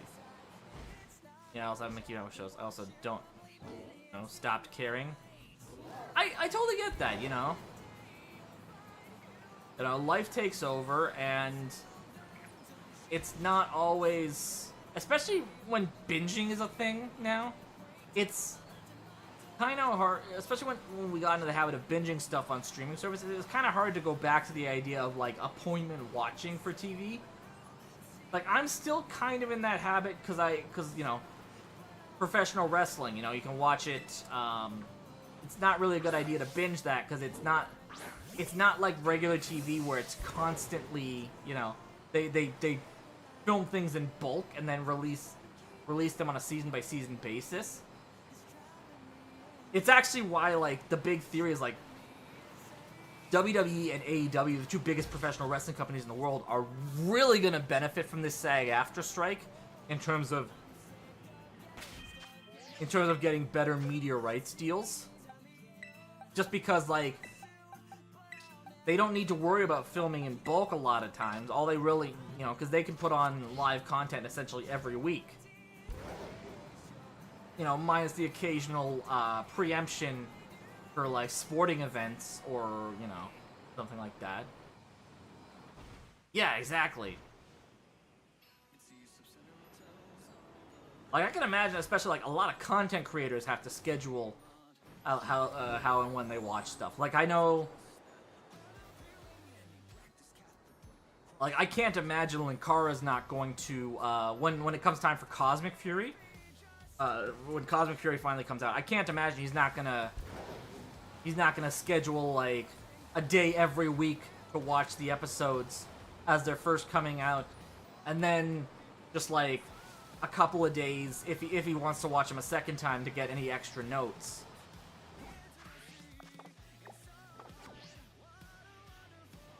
The good news is, since Cosmic Fury is only supposed to be about 10 episodes, it's not going to be, like, a huge time commitment to watch that.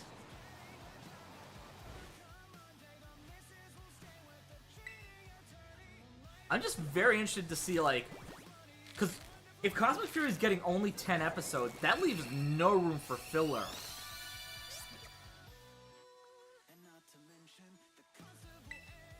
Like, even by Nickelodeon standards, that's... Even by, like, the standards the Neo Saban era set, that's not a lot of time for a series. But the good news is, because the Cosmic Fury team has had those... Yeah. And that makes sense. That makes absolute sense. Apparently, I also heard they're rebooting it afterwards, so... Like, who knows what's... And that, to be honest... That's not super shocking, I don't think, just because, the deal with Toei is over, and now, like, ever since Dino Fury started, it seems like they've been relying less and less on Sentai footage. Like, at this point, I think they only use Sentai footage for the Zord fights. Which is funny, because that's basically how they handled, Mighty Morphin Season 2 and 3. For the most part of Season 3, at least. There was that little bit at the beginning of Season 3 where they used original Zord footage. Including, Rito destroying the soft Capsay Kid.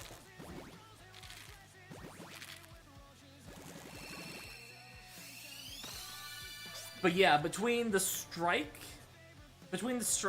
and, not filming in New Zealand anymore, which is crazy to think as well, because, like... The whole reason they went to New Zealand was for budgetary reasons. It was so they could save that extra bit of money.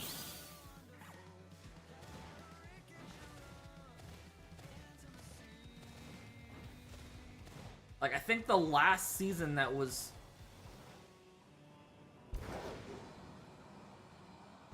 Last season that was filmed in, I want to say, California was probably Wild Force. And that was, like, right at the transitional period between the original Saban era and the Disney era. Yeah. Stops.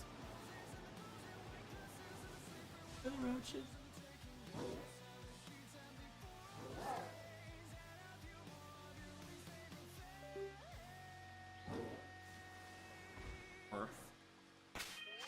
Oh, that's it. Alright, so that is my last batch for the night. But we will be back tomorrow. Gonna be doing some more Masuda Roulette while... Also, Hasbro probably wants to take a hiatus focus. Yeah. But the problem is with that, they're not gonna be able to officially start working on it until the WGA strike is over, at the very least. Alright, so, like I said, that is going to be it for us tonight. I am ending it a little bit early, because I'm a little bit earlier than I wanted to, or I was originally planning to, just because I need to use the sleep. I'm going to be perfectly honest, I need to use the sleep. We'll be back tomorrow for some more Masuda Roulette, while also, we're going to be doing a live reaction to gonna be watching AEW's not AEW Ring of Honor's Death Before Dishonor pay-per-view tomorrow. It's gonna be kind of a pseudo live reaction as well. But with all that out of the way, thank you all so much for joining in. If you would like to follow on social media or join our awesome Discord community, links as always are in the chat off to the side. Yeah, it was fun having you here, Gar. Thank you very much for popping in. Thanks to everyone else who popped in for tonight. Also, I mentioned this on our Discord as well, but starting July 31st, I'm actually going to be splitting my time streaming between Twitch and YouTube. I tried the Kick thing, didn't like it, was not a big fan of the site, to be honest. I don't think it's something for me. So, starting July 31st, I will be once again streaming on Twitch, but I'm going to be splitting my time between Twitch and YouTube. But, like I said, tomorrow we will be back 8 p.m. Eastern Standard Time, and, I guess Eastern Daylight Time. We'll be back tomorrow, 8 p.m. Eastern. Until next time, I'm Kira Kennedy. Thank you all so much for joining in, and I will see you tomorrow. Peace!